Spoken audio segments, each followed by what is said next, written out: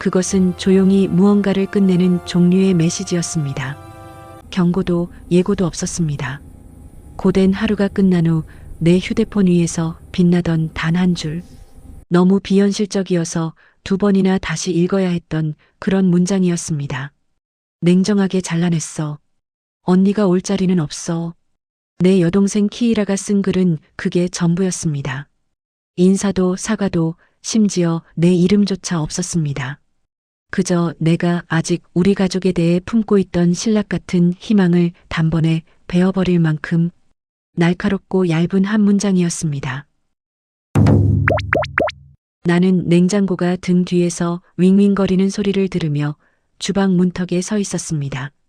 창밖의 오리건주 거리는 저녁의 정적 속으로 잦아들고 있었습니다.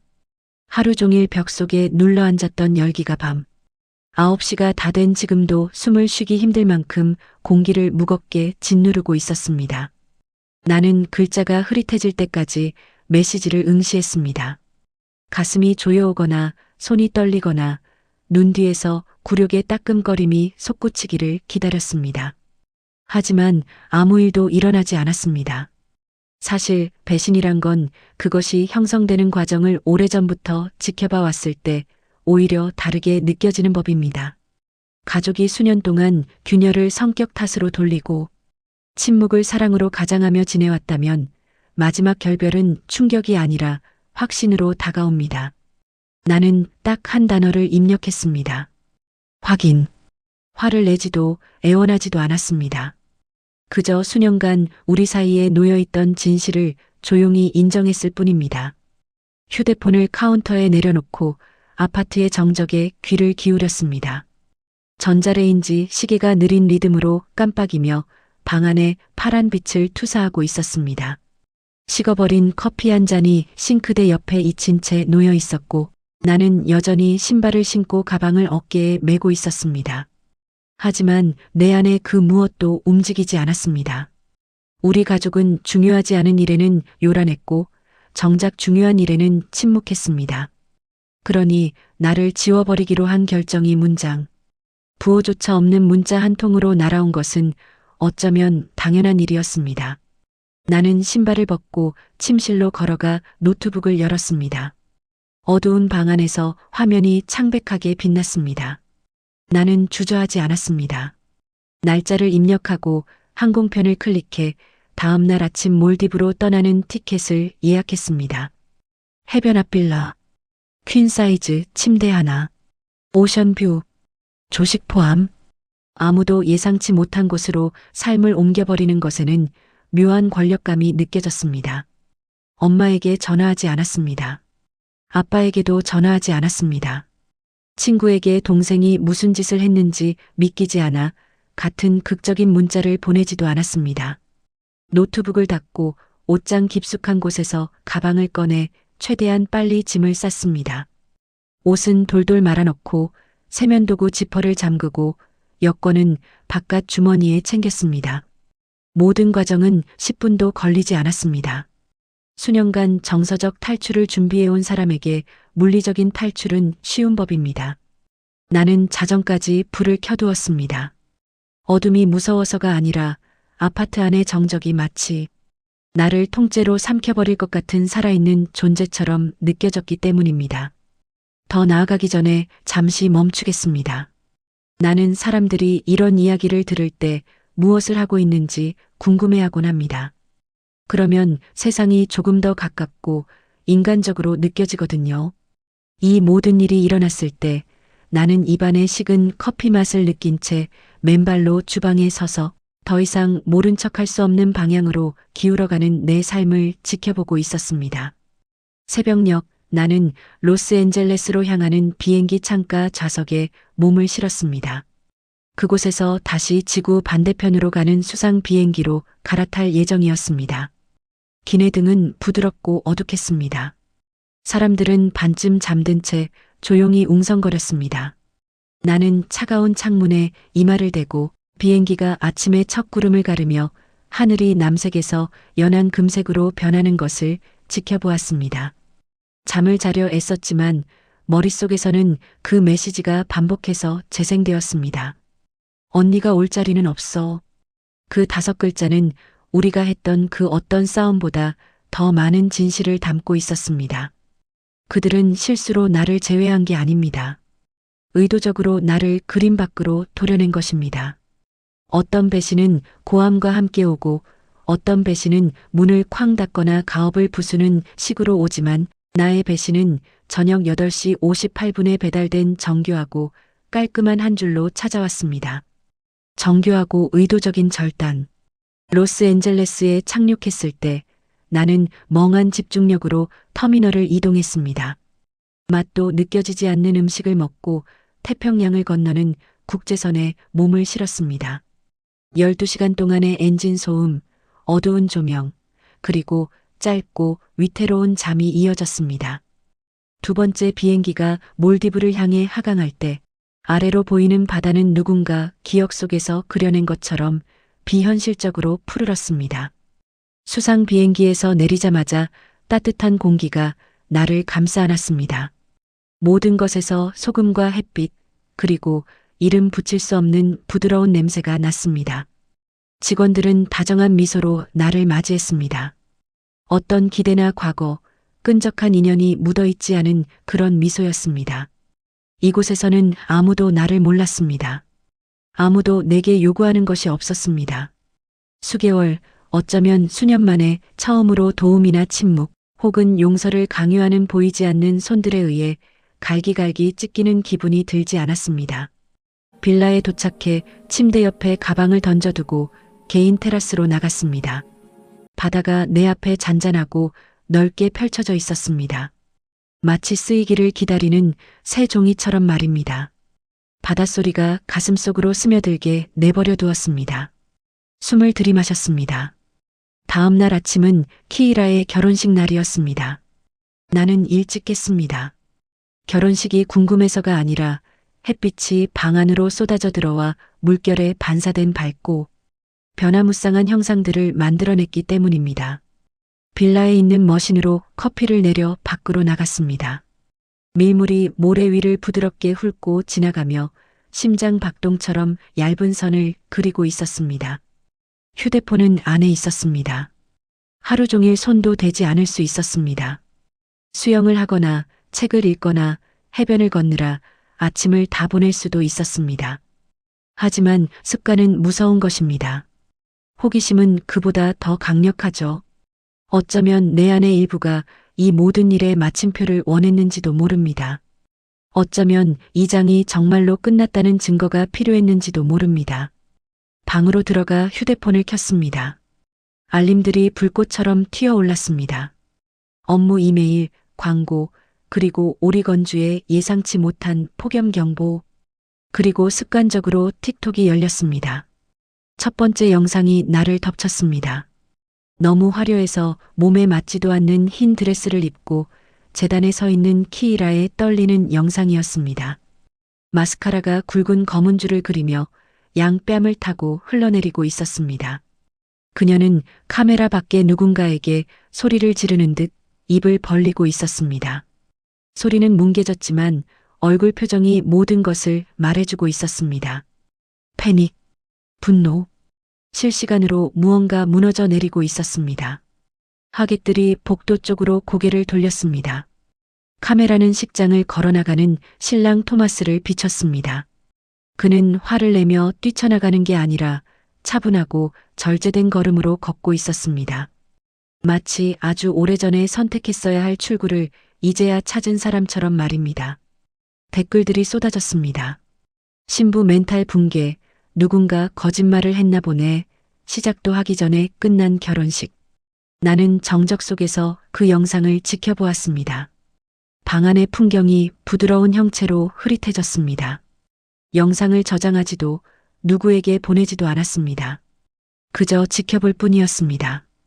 또 다른 영상이 올라왔습니다. 이번에는 더 가깝고 선명했습니다. 들러리 한 명이 키이라의 베일을 바로잡아주려 애썼지만 키이라는 몸이 떨릴 정도로 오열하고 있었습니다. 주례자는 계속해야 할지 떠나야 할지 몰라 얼어붙어 있었습니다. 군중 속의 어린아이 하나가 울기 시작했습니다.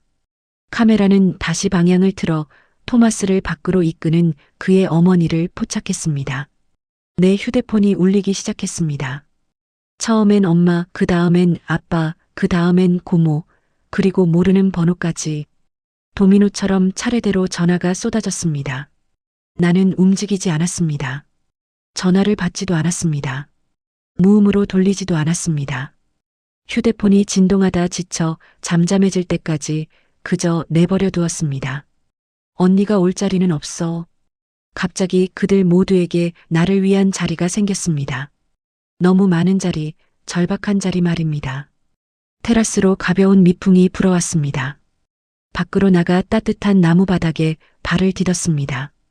바다는 우리 가족이 결코 가져본 적 없는 평온한 모습으로 끝없이 펼쳐져 있었습니다. 승리감이나 정당함 혹은 슬픔을 느낄 줄 알았지만 대신 더 조용한 무언가가 내 안에서 솟아올랐습니다. 수년 전에 그어졌어야 할 선이 정확히 그 자리에 그어지는 느낌이었습니다. 등 뒤에서 다시 휴대폰이 웅웅거렸습니다. 돌아보지 않았습니다. 테라스 끝까지 걸어가 바다가 연한 푸른색에서 밝은 터키색으로 변하는 것을 지켜보았습니다. 태양은 더 높이 솟아올라 모든 것을 하얗고 금빛으로 변화시켰습니다. 나는 그때만 해도 집에서 어떤 거짓말들이 파헤쳐지고 있는지 몰랐습니다. 폭풍처럼 기다리고 있는 빚에 대해서도, 내가 갑자기 그들을 구할 유일한 사람이라는 음성 메시지에 대해서도 알지 못했습니다. 내가 그때 알았던 유일한 사실은 이것뿐이었습니다. 어린 시절 이후 처음으로 아무도 내게 무언가를 고쳐달라고 요구하지 않고 있다는 것. 나는 휴대폰이 마침내 침묵할 때까지 그곳에 머물렀습니다. 숨을 들이마시고 내뱉으며 우리 사이의 거리가 더 넓게 벌어지도록 내버려 두었습니다. 하지만 정적에는 나름의 중력이 있었고 그 고요함 속에서 무언가가 나를 이 모든 일의 진짜 시작점으로 끌어당겼습니다. 결혼식에서 나를 배제한 문자도, 틱톡의 소동도, 몰디브 여행도 아니었습니다. 시작은 더 조용하고 작았습니다. 그 사건이 모든 것을 바꾸지 않았더라면 아마 잊혔을 법한 순간이었습니다. 결혼식 몇 주 전 우리 집안에 닥친 경제적 폭풍을 아무도 인정하려 들지 않던 어느 잿빛 오후였습니다. 부모님 댁 드라이브웨이에 차를 세웠던 기억이 납니다. 오후 4시가 갓 넘었을 뿐인데 현관등이 이미 켜져 있었습니다. 집은 예전 그대로의 바랜 페인트 칠, 비뚤어진 환영 매트, 바람이 불 때마다 음정이 틀리는 풍경 소리를 내고 있었습니다. 하지만 공기는 평소와 달랐습니다. 무겁고 마치 벽들이 우리가 다음에 무엇을 할지 엿듣기 위해 기다리는 것 같았습니다. 안으로 들어서자 이 집에 늘 가득하던 웃음소리도 발소리도 들리지 않았습니다. 대신 아빠가 안경을 코끝까지 내려 쓴 채 식탁에 구부정하게 앉아 서류를 정리하고 있었습니다. 아빠는 내가 기억하는 것보다 훨씬 늙어 보였습니다. 나이 때문이 아니라 수년 동안 똑같은 문제를 회피하려 애쓴 데서 오는 피로감이었습니다. 엄마는 주방 카운터 옆에 팔짱을 끼고 서서 바닥만 응시하고 있었습니다. 내가 들어와도 엄마는 고개를 거의 들지 않았습니다. 엄마는 왔니라고 무미건조하게 말했습니다. 그 목소리에는 모든 정보가 담겨 있는 동시에 아무것도 들어있지 않았습니다. 나는 무슨 일이냐고 물었습니다. 엄마는 우리가 알아서 할 수 있는 일이야 라고 대답했습니다. 내가 더 캐묻지 않기를 바랄 때 엄마가 늘 하던 대답이었습니다. 나는 아빠에게 다가가 봉투 더미를 훑어보았습니다. 대부분 연체 알림이 적혀 있었습니다. 몇몇은 최종 통고 도장이 찍혀 있었고 하나는 은행에서 온 빨간 스티커가 붙어 있었습니다. 내가 더 읽기 전에 아빠가 손으로 그것을 가렸습니다. 아빠는 자기가 처리하고 있다고 했습니다. 시간이 걸릴 뿐이라고 했습니다. 결혼식만 잘 마무리되면 다 괜찮아질 거라고 했습니다.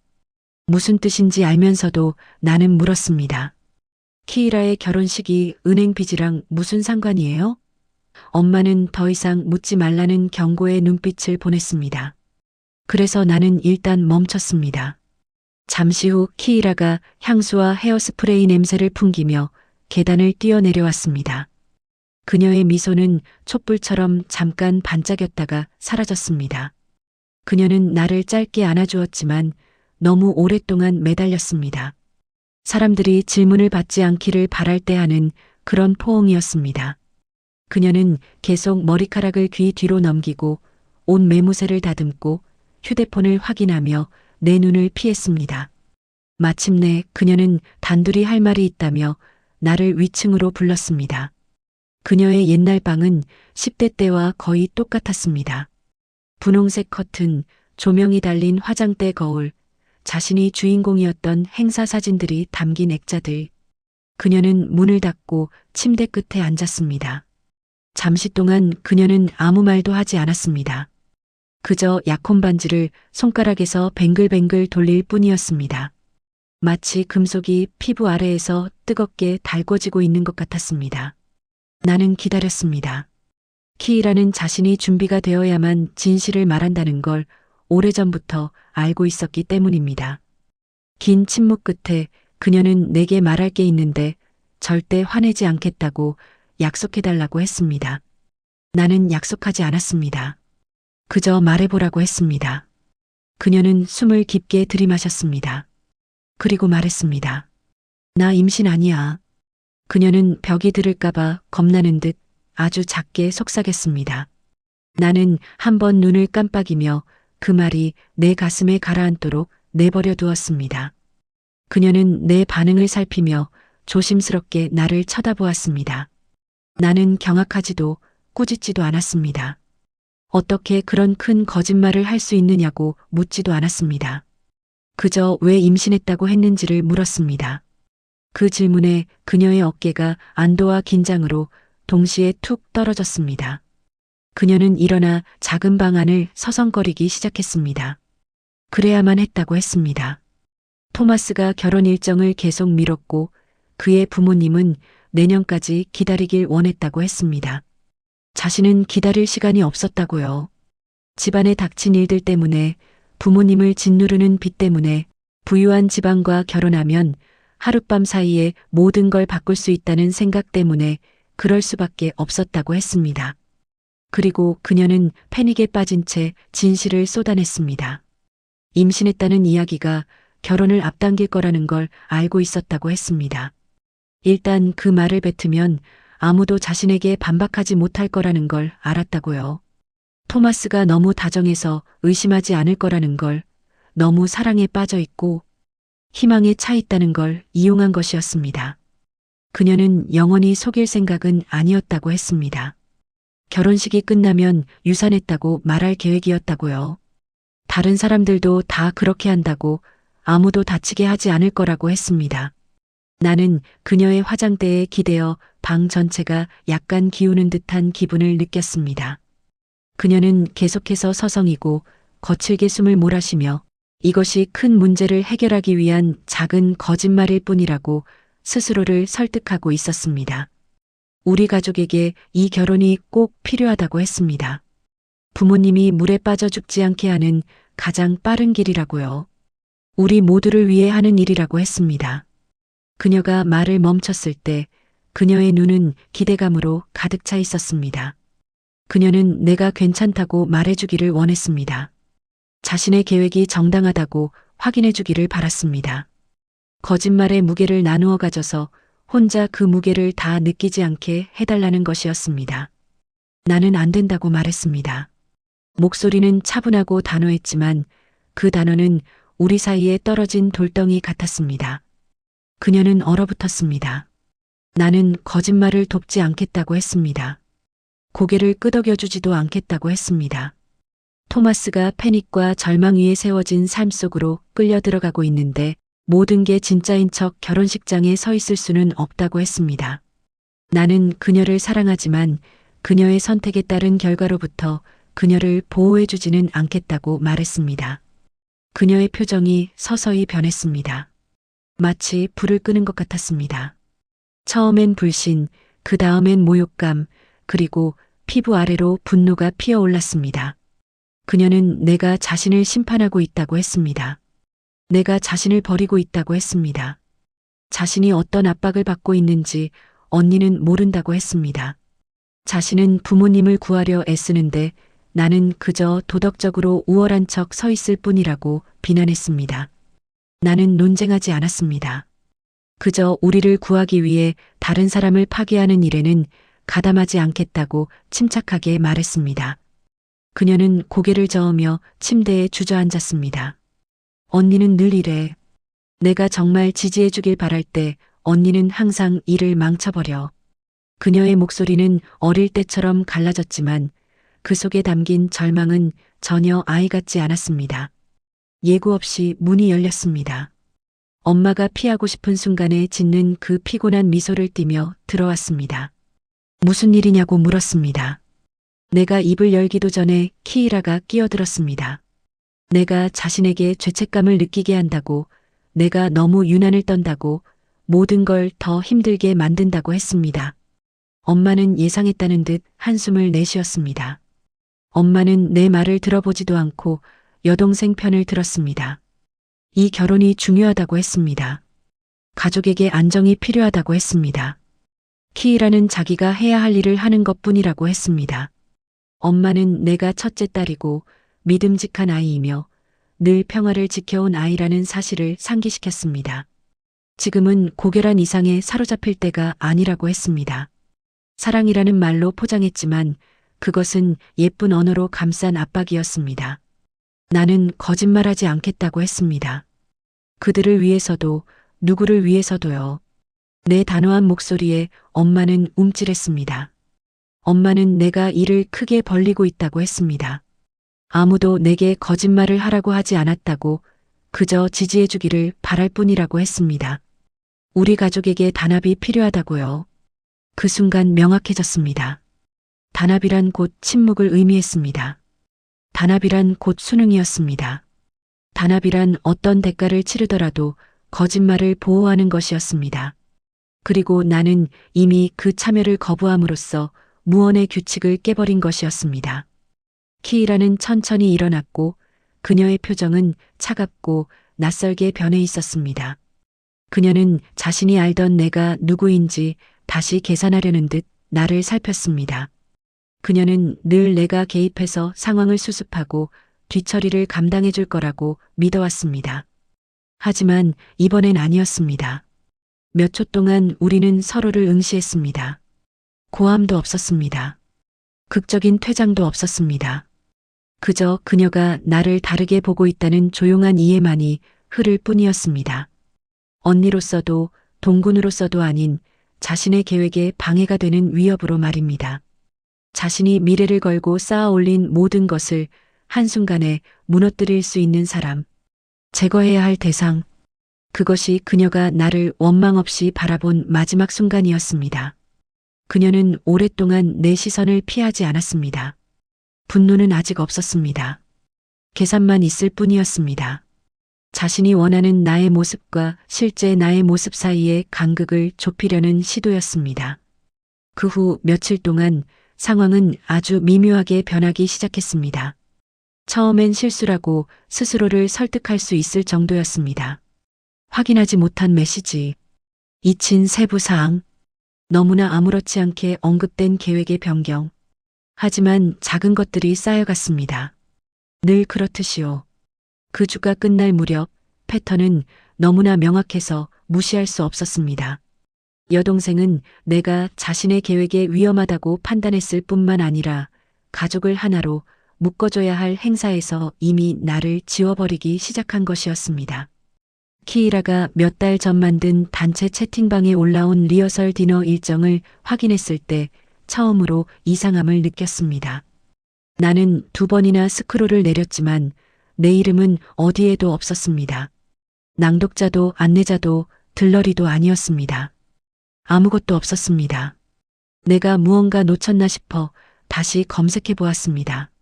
하지만 명단에는 모든 사촌과 어린 시절 친구들까지 다 있었습니다. 심지어 그녀의 동아리 시절 얼굴만 알던 사람들도 있었습니다. 나는 짧게 메시지를 보내 이 명단이 최종본인지 물었습니다. 채팅창에는 그녀가 입력 중이라는 표시가 떴다가 멈췄습니다. 답장은 오지 않았습니다. 다음 날 아침 나는 단체 채팅방에서 강제 퇴장당해 있었습니다. 채팅방은 사라졌습니다. 웨딩드레스 피팅 사진, 식장 답사, 케이크 시식 사진들까지 내 휴대폰에서 모두 사라졌습니다. 처음엔 오류인 줄 알았습니다. 하지만 내가 속해 있던 다른 모든 단체방은 그대로였습니다. 오직 그 방만 없었습니다. 그날 오후 나는 다시 부모님 댁에 들렀습니다. 잘못 배송된 택배를 전해주러 온 것뿐이라고 스스로에게 말했지만 사실 키이라의 방에서 나눴던 그 팽팽한 대화 이후 무언가 변했는지 확인하고 싶었습니다. 어쩌면 그녀의 화가 풀렸을지도 모른다거나 엄마가 우리 두 사람에게 지우고 있는 짐을 깨달았을지도 모른다고 생각했습니다. 이 침묵이 그저 오해이길 바랐습니다. 하지만 발을 들이는 순간 변화를 온몸으로 느꼈습니다. 아빠는 식탁에서 고개를 들어 목례만 할 뿐 아무 말도 없었습니다. 엄마는 세탁실에서 나와 행주의 손을 닦으며 눈은 웃지 않는 미소를 지어 보였습니다. 키이라가 있느냐고 물었습니다. 엄마는 키이라가 토마스네 가족이랑 심부름하러 나갔다고 했습니다. 엄마의 목소리는 핀셋으로 단어를 고르듯 아주 조심스러웠습니다. 나는 내 것이 아닌 우편물을 정리하는 척하며 몇 분간 서성였습니다. 누군가 설명을 해주길 바라며 가벼운 질문들을 던졌습니다. 아무도 대답하지 않았습니다. 결국 포기하고 나가려는데 식당 테이블 위에 엄마가 펼쳐놓은 피로연 자석 배치도가 보였습니다. 엄마는 이름표를 몇 개 다시 쓰고 오타를 고치고 테이블 배정을 수정하고 있었습니다. 나는 생각 없이 그 차트에 이끌려 다가갔습니다. 내 심장 박동 소리를 따라가는 기분이었습니다. 이름들을 빠르게 훑었습니다. 그 다음엔 천천히, 더 천천히. 나는 없었습니다. 가족석에도 친구석에도 없었습니다. 심지어 아무도 앉히고 싶어 하지 않는 구석진 자리에도 내 이름은 없었습니다.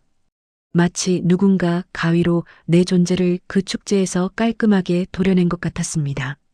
이미 답을 알면서도 나는 엄마에게 물었습니다. 엄마는 차트를 한번 보고 나를 한번 보더니 너무 깊게 생각하지 말라고 했습니다.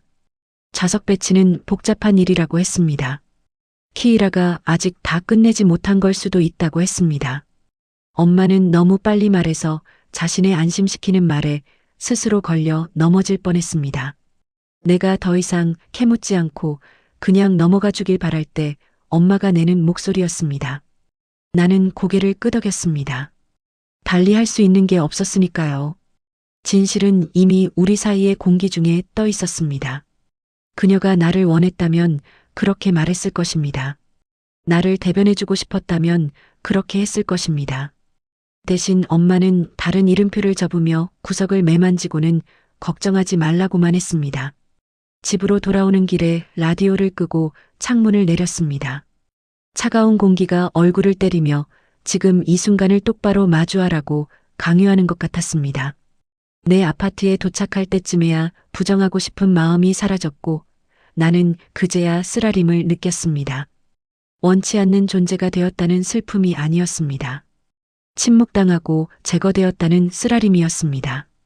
미움 때문이 아니었습니다. 미움보다 더 차가운 것, 바로 필요성 때문이었습니다. 그녀가 나를 싫어해서가 아니라 내가 그 자리에 있는 것을 감당할 수 없어서였습니다.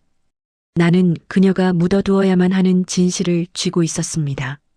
사람들은 자신의 거짓말을 보호하기 위해 은행 계좌를 지킬 때처럼 공격적이고 조용하며 철저하게 행동합니다. 다음 날 아침 엄마에게서 전화가 왔습니다. 나는 전화를 받을지 잠시 주저했습니다. 엄마는 또 너무 빨리 말을 이어갔고 내가 묻지도 않은 세부 사항들로 침묵을 채웠습니다.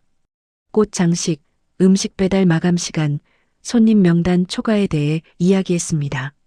좌석 배치도에 대해서는 단 한마디도 하지 않았습니다. 모든 게 괜찮으냐고 묻자 엄마는 한참을 쉬었다가 다 괜찮다고 했습니다. 원래 결혼식 때는 다들 예민해지는 법이라고요. 키이라가 압박을 많이 받고 있다는 걸 이해해달라고 했습니다.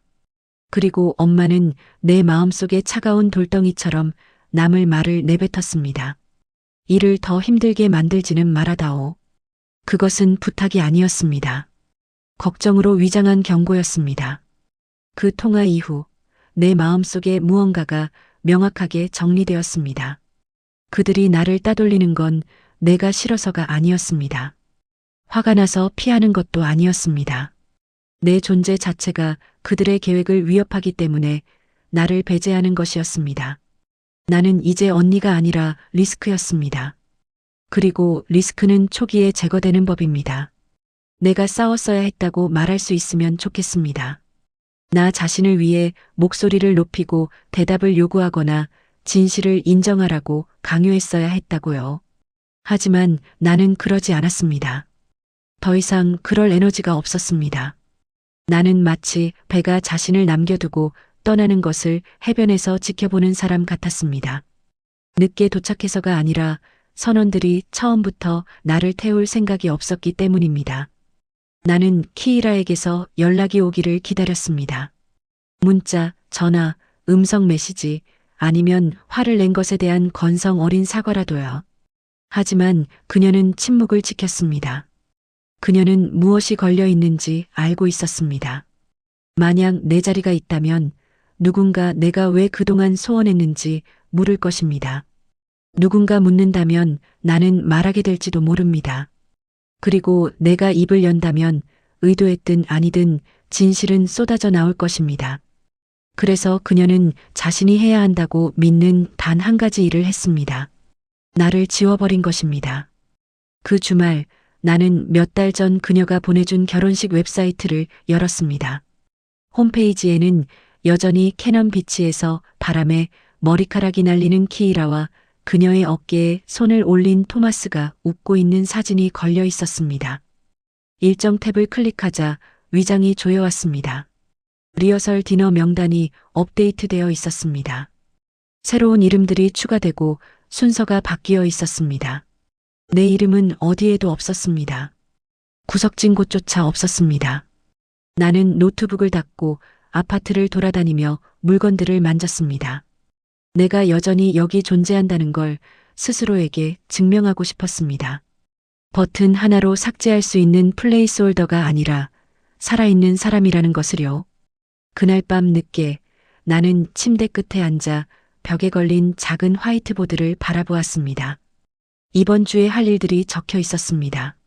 업무 마감 기한, 치과 예약, 그리고 검은 마커로 동그라미가 쳐진 날짜, 6개월 전 내 여동생이 비워두라고 애원했던 바로 그 결혼식 날짜였습니다. 나는 마커를 집어들고 한참을 서 있었습니다. 가슴이 너무 답답해서 숨을 크게 들이쉴 수 없었습니다. 분노는 없었습니다. 오직 공허한 명확한 뿐이었습니다. 나는 이미 문을 잠근 방에 들어가기 위해 싸우는 짓을 그만두기로 했습니다. 다시 노트북을 열고 몰디브 여행을 예약했습니다. 같은 리조트, 같은 비치 스위트룸. 이번엔 망설임도 죄책감도 설명도 없었습니다. 예약 확인 버튼을 눌렀고 화면이 밝아지는 것을 보며 마치 너무 오랫동안 나를 초라하게 만들었던 삶으로부터 떠나도 좋다는 허락을 받는 기분이 들었습니다. 그리고 다시 화이트보드로 걸어갔습니다. 손을 들어 결혼식 날짜를 지워버렸습니다. 마커 자국이 내 손바닥 아래에서 번졌습니다. 동그라미는 사라졌고 숫자는 희미해졌습니다. 그 단순한 동작 하나로 나는 수년 만에 처음으로 내 안에 무언가가 해방되는 것을 느꼈습니다. 나는 정적 속에서 잠자리에 들었습니다. 그들이 내게 남겨두었던 마지막 문마저 내가 직접 닫았다는 것을 알았습니다. 결혼식 날짜를 지운 다음 날 아침, 나는 묘한 평온함과 함께 잠에서 깼습니다. 결정이 이미 내려졌고 더 이상 고민할 것이 없을 때 찾아오는 그런 평온함이었습니다. 평소 집에서는 거의 입지 않던 옷들을 챙기고 다른 사람의 기대가 아닌 나의 편안함을 기준으로 짐을 쌌습니다. 비행기는 해가 뜨기도 전에 출발했습니다. 공항은 내 마음처럼 고요했습니다. 아무 생각 없이 보안 검색대를 통과하고 비행기에 올라 좌석에 몸을 기댔습니다. 몸이 가벼워지는 듯한 피로감이 몰려왔습니다. 태평양 어딘가를 지날 때 나는 마침내 눈을 감았습니다. 잠을 자기 위해서가 아니라 지난 몇 주간의 소음으로부터 쉬기 위해서였습니다. 거짓말, 계획, 삭제. 아래로 보이는 바다가 짙은 파란색에서 몰디브에 가까워졌음을 알리는 투명한 빛으로 변하는 순간 그 모든 일이 멀게 느껴졌습니다. 작은 활주로에 착륙하고 문이 열리자 내가 필요로 하는 줄도 몰랐던 따뜻한 공기가 포옹하듯 나를 맞이했습니다. 쾌속선이 나를 리조트로 실어 날랐습니다. 기념일을 축하하거나 겨울을 피해 도망쳐온 사람들이 머무는 그런 곳이었습니다. 직원들은 부드러운 미소로 나를 맞이하고 시트러스 향이 나는 시원한 수건을 건넸습니다. 아무도 내가 왜 혼자 여행하는지 묻지 않았습니다. 내가 누구인지, 내가 그들을 위해 무엇을 할 수 있는지도 묻지 않았습니다. 수개월, 아니 수년 만에 처음으로 나는 가장 좋은 의미로 투명 인간이 된 기분이었습니다. 내 빌라는 바다를 마주하고 있었고 테라스는 물 위로 뻗어 있었으며 사다리는 라군으로 바로 이어졌습니다. 나는 1시간 동안 짐도 풀지 않은 채 맨발로 매끄러운 나무 바닥을 걸으며 기둥에 부딪히는 부드러운 파도 소리에 귀를 기울였습니다. 내 안의 일부는 집에서 보낸 피해 수수용 연락들로 휴대폰이 다시 울리기를 예상했습니다. 하지만 가방 속에 넣어둔 휴대폰은 조용했습니다. 결국 짐을 풀고 원격 근무를 할 수 있게 노트북을 세팅했습니다. 휴가 중에도 나는 일을 완전히 놓지 않았습니다. 내가 없으면 안 되는 존재라서가 아니라 가만히 있는 것보다 계속 움직이는 게 때로는 더 쉬웠기 때문입니다. 시스템에 접속해 이메일에 답하고 일정을 확인하고 다음 주 회의를 잡았습니다. 동료들은 내가 여행 중인 건 알았지만 이유는 몰랐습니다. 그저 휴식이 필요하다고만 했습니다. 나 자신에게조차 인정하지 못했던 사실이었지만 그건 진실이었습니다. 늦은 오후 나는 다이빙샵 근처의 작은 카페로 향했습니다. 나무 테이블은 모래 바로 위에 놓여 있었고 머리 위에 긴 퍼걸러가 햇빛을 부드러운 무늬로 걸러내고 있었습니다. 아이스티를 주문하고 가장자리에 앉았습니다. 다른 여성이 그곳에 앉아 무언가로부터 도망쳐온 듯한 집중력으로 노트북을 두드리고 있었습니다. 그녀는 짧은 갈색 머리에 햇빛에 그을린 어깨를 가졌고 선글라스를 머리띠처럼 올리고 있었습니다. 조용한 몇 분이 흐른 뒤 그녀가 나를 보며 인사했습니다. 목소리에는 내가 즉시 좋아하게 된 여유가 묻어 있었습니다. 그녀의 이름은 레이첼 도너번이었고 파트너가 싱가포르에서 컨퍼런스를 마치는 동안 며칠간 원격으로 일하고 있다고 했습니다. 그녀는 내가 출장 중인지 아니면 그냥 쉬러 온 건지 물었습니다. 나는 쉬러 왔다고 답했습니다. 그녀는 내 단어 하나가 설명하는 것보다 더 많은 것을 이해한다는 듯 고개를 끄덕였습니다. 우리는 가벼운 대화를 나눴습니다. 그녀는 자신의 마케팅 클라이언트 이야기를 했고 나는 내 일에 대해 조금 이야기했습니다. 사적인 영역을 침범하거나 아직 준비되지 않은 문을 열 만큼 깊은 이야기는 아니었습니다. 그녀는 그것을 감지하는 것 같았습니다. 더 캐묻거나 재촉하지 않았습니다. 내가 말을 멈추면 내 침묵을 채우려 들지도 않았습니다. 대신 내가 생각에 잠길 때마다 그녀는 자연스럽게 자신의 화면으로 시선을 돌렸습니다. 누군가와 연결되기 위해 내 조각들을 요구하지 않는 사람을 만나는 게 얼마나 드문 일인지 새삼 깨달았습니다. 친근함과 침해 사이의 경계를 존중해주는 사람. 집사람들이 얼마나 내 경계를 아무렇지 않게 넘나들었는지 아무도 부탁하지 않았는데도 내가 얼마나 모든 것을 지탱하는 접착제 역할을 자처했는지 깨닫게 되었습니다. 레이첼은 아무런 가정도 하지 않았습니다. 내가 말하기로 선택한 것만 들었습니다. 그것은 묘하고도 큰 위안이 되었습니다. 어느 순간 그녀는 노트북을 닫고 기지개를 켜며 깊은 한숨을 내쉬었습니다. 여기서 일하면 기분이 다르네요. 공기 자체가 천천히 하라고 강요하는 것 같아요. 나는 미소 지었습니다. 그녀 말이 맞았으니까요. 내 생각들조차 더 부드럽게 움직이고 있었습니다. 수개월 만에 이렇게 편안한 건 처음이라고 그녀에게 말했습니다. 그녀는 음료를 한 모금 마시더니 말했습니다. 사람들은 자신의 역사가 없는 곳에 있는 게 얼마나 기분 좋은 일인지 과소평가하곤 하죠. 아무도 나를 필요로 하지 않는 곳, 내 이름에 아무런 무게가 실리지 않는 곳 말이에요. 그 말들이 내 마음속에 거의 고통스러울 정도로 깊이 내려앉았습니다. 우리는 잠시 후 헤어졌고 나는 해변을 따라 걸으며 따뜻한 바닷물이 발 위로 밀려오는 리듬을 느꼈습니다. 발걸음이 한결 가벼워졌습니다. 바람은 논쟁이나 비밀, 죄책감의 기억을 싣고 오지 않았습니다. 바다는 아무것도 요구하지 않았습니다. 하늘은 가족의 기대에 맞추기 위해 나 자신을 깎아내라고 요구하지 않았습니다. 지난 몇 주 만에 처음으로 진짜 숨을 내뱉는 기분이었습니다. 빌라로 돌아와 샤워를 하고 헐렁한 드레스로 갈아입은 뒤 다시 밖으로 나가 다리를 꼬고 앉았습니다. 해가 낮게 지면서 바다를 오렌지빛과 금빛으로 물들이고 있었습니다. 나는 1분 1초 변하는 빛을 지켜보았습니다. 내가 다른 사람의 연극에 참여하기를 멈춰도 세상은 여전히 돌아간다는 것을 보여주는 신중한 알림 같았습니다. 필요한 존재가 되는 것과 가치 있는 존재가 되는 것의 차이를 생각했습니다. 나는 수년 동안 그 둘을 혼동하며 살아왔습니다. 우리 가족은 나를 필요로 했습니다. 중재하고 안정시키고 결과를 완충해 줄 사람으로요. 하지만 그 필요는 존중과는 아무런 상관이 없었습니다. 레이첼은 짧은 대화 속에서도 우리 가족이 수개월간 내게 준 것보다 더 많은 존중을 보여주었습니다. 그녀는 내가 필요하지 않았습니다. 그리고 내게서 원하는 게 없었기에 그녀는 나를 있는 그대로 보았습니다. 도구가 아닌 한 인간으로요. 그날 밤 나는 창문을 열어둔 채 잠이 들었습니다. 빌라 아래 기둥을 가볍게 두드리는 물소리를 들으면서요. 꿈은 평범했고 그것만으로도 다행이었습니다.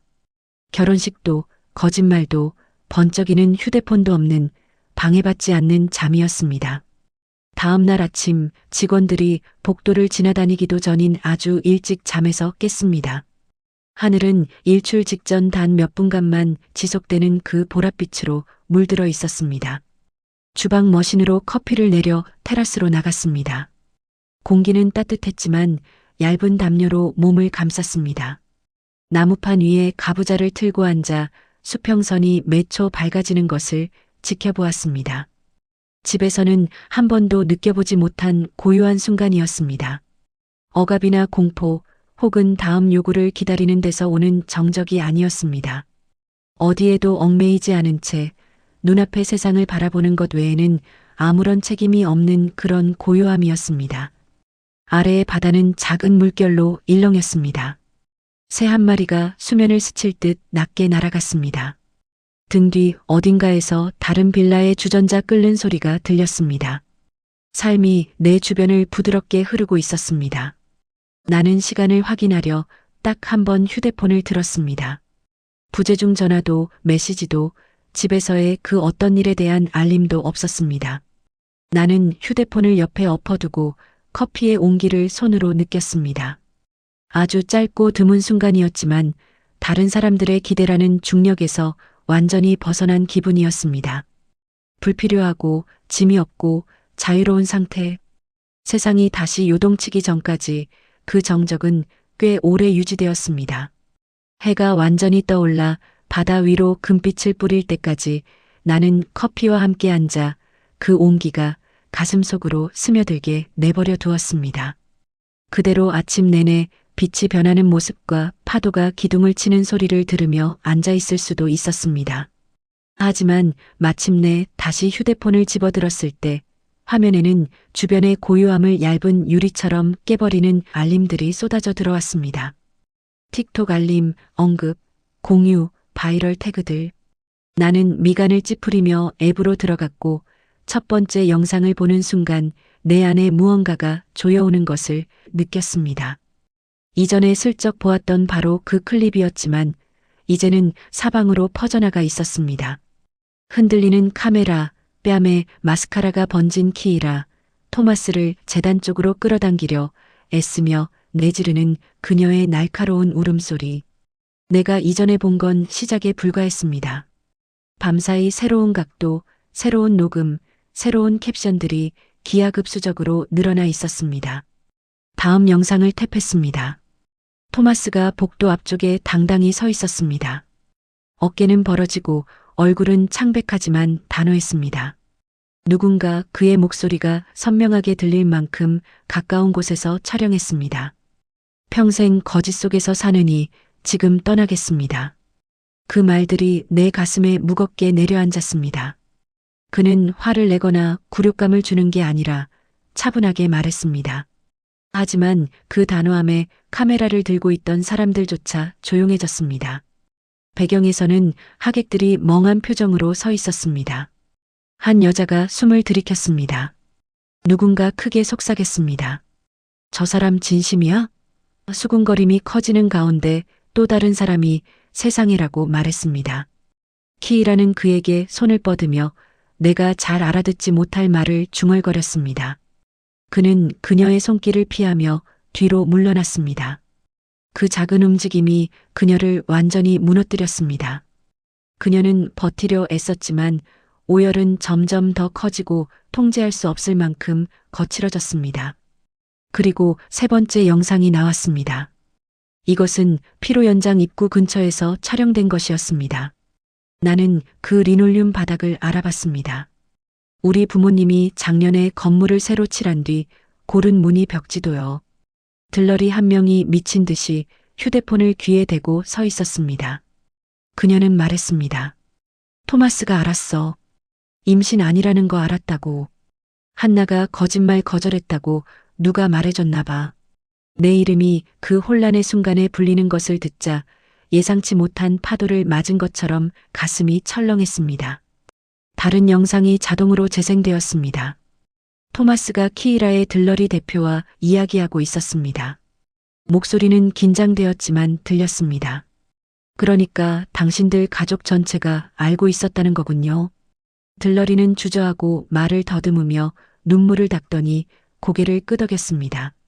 그녀는 키이라를 보호하고 싶은 마음과 자신은 무관하다는 것을 증명하고 싶은 마음 사이에서 갈등하는 듯 보였습니다. 그는 머리카락을 쓸어 넘기며 제자리에서 원을 그리며 걸었습니다. 무너지지 않으려 움직임이 필요한 것 같았습니다. 그러다 갑자기 멈춰서더니 너무나 날카롭고 진심 어린 질문을 던져 주변의 소음마저 잦아들게 만들었습니다. 한나는 어디 있습니까? 웅성거림과 속삭임, 어색한 시선들이 오갔습니다. 마침내 누군가 내가 하객 명단에 없다고 말했습니다. 그는 미간을 찌푸리며 그게 무슨 뜻이냐고 물었습니다. 사람들은 내가 바쁘다거나 올 수 없다거나 하는 식의 모호한 대답들을 내놓았습니다. 그 단어들 사이에 진실이 무겁게 걸려 있었습니다. 그는 즉시 이해했습니다. 영상은 거기서 끝났지만 다음 영상은 식장 다른 구석에서 그의 반응을 포착했습니다. 그는 식장으로 이어지는 이중문을 바라보았다가 출구를 보았다가 신부 대기실로 이어지는 복도를 보았습니다. 잠시 동안 그는 대면과 탈출 사이에서 고민하는 듯 보였습니다. 그러다 서서히 그의 얼굴에 결심이 내려앉았습니다. 그는 고개를 저었습니다. 이건 못하겠어라고 속삭이는 듯 했습니다. 그리고 그는 걸어나갔습니다. 서두르지도 패닉에 빠지지도 않았습니다. 분노에 휩싸인 것도 아니었습니다. 그저 끝난 것이었습니다. 다른 사람이 세운 가설 위에 지어진 삶이라는 걸 깨달은 남자의 뒷모습이었습니다. 거짓말과 결혼하는 것이 떠나는 것보다 훨씬 더 큰 대가를 치러야 한다는 걸 깨달은 남자의 모습이었습니다. 마지막 바이럴 클립은 그가 식장 옆문으로 나가는 모습을 보여주었습니다. 그의 부모님은 걱정스러운 표정으로 몇 걸음 뒤처져 따라갔습니다. 누군가 그를 쫓아가려 했지만 그는 멈추지 않았습니다. 한 여자가 카메라를 향해 촬영을 멈추라고 소리쳤습니다. 또 다른 사람은 이 결혼식은 저주받았다고 소리쳤습니다. 문이 닫히며 영상은 끊겼습니다. 나는 밝은 아침 햇살이 내리쬐는 테라스에 앉아 비현실적인 화면을 바라보았습니다. 심장이 갈비뼈를 세게 두드렸습니다. 승리감은 느껴지지 않았습니다. 내가 느낀 건 더 깊고 무거운 것, 진실이 마침내 터져나와 자비 없이 모든 것을 휩쓸고 지나갈 때 찾아오는 그런 슬픔이었습니다. 새로운 알림들이 계속 떴습니다. 전 세계 사람들이 클립들을 이어붙이고 논평을 달고 거짓말과 스캔들, 배신에 대해 추측하고 있었습니다. 잠시 휴대폰을 내려놓고 떨리는 손을 맞잡았습니다. 이것이 온라인상의 소동일 뿐이라는 걸 알았습니다.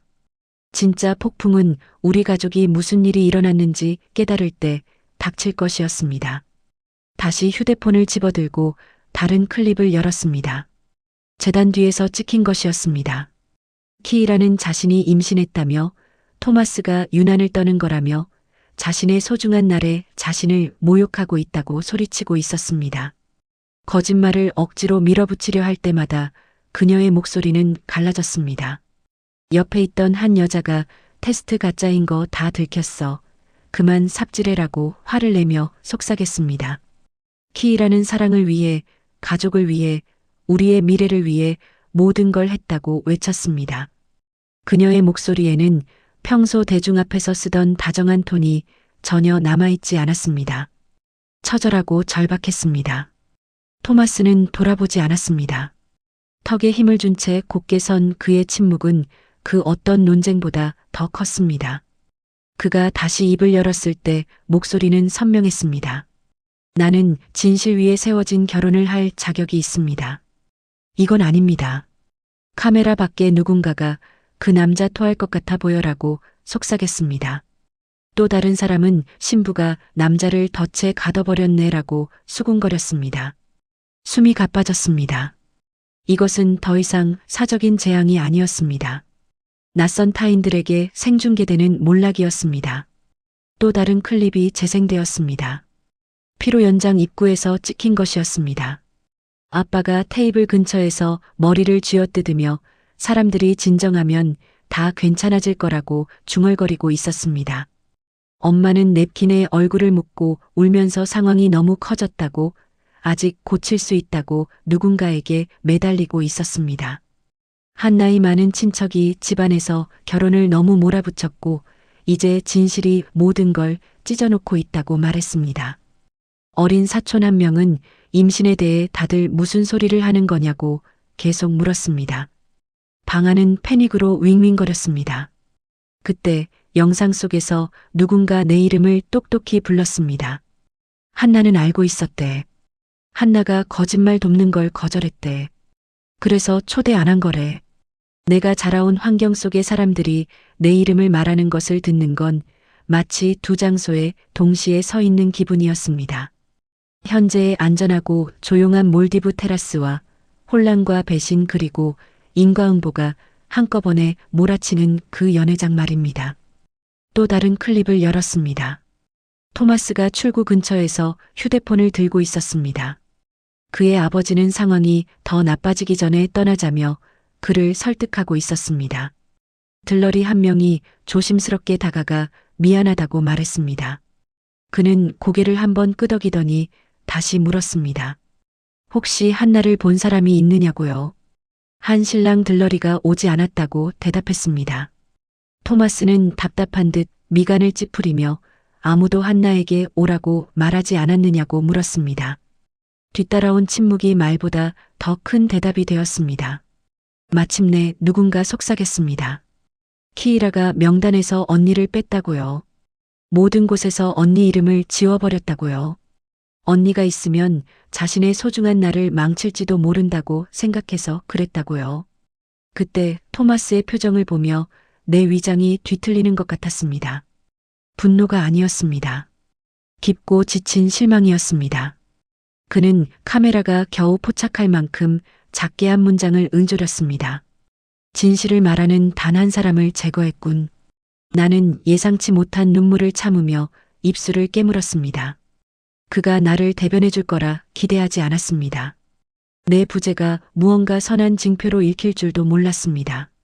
내가 한 일이라곤 편의보다 정직을 선택한 것뿐이었습니다. 그가 그것을 인정해주는 것을 듣는 것만으로도 내가 미처 알지 못했던 조용한 긍정을 받는 기분이었습니다. 영상들은 계속되었습니다. 각 영상은 조각난 대화들을 모아 어떻게 모든 게 무너졌는지 더 완전한 그림을 그려냈습니다. 하객들의 녹음 속에는 파편들이 가득했습니다. 누군가는 키이라가 진실이 토마스에게 들어갔다는 걸 깨닫고 패닉에 빠졌다고 했습니다. 다른 이는 진실이 한 군데가 아닌 여러 곳에서 흘러나왔다고 했습니다. 몇몇은 집안에서 결혼을 그렇게 밀어붙여서는 안 됐다고 속삭였습니다. 식장 밖에 모인 사람들은 이미 몇 주 전부터 뭔가 이상하다는 걸 알고 있었다고 말했습니다. 스크롤을 내리는 내 손이 차갑게 식었습니다. 마지막 클립은 토마스가 식장 밖 햇살 속으로 걸어나와 보도 끝에서 잠시 멈춘 모습을 보여주었습니다. 그의 어머니가 그의 등에 손을 얹었습니다. 아버지는 차 문을 열어주었습니다. 그는 충혈되었지만 단호한 눈을 들어 말했습니다. 거짓 위에 삶을 세우지 않겠습니다. 그리고 그는 차에 올라탔습니다.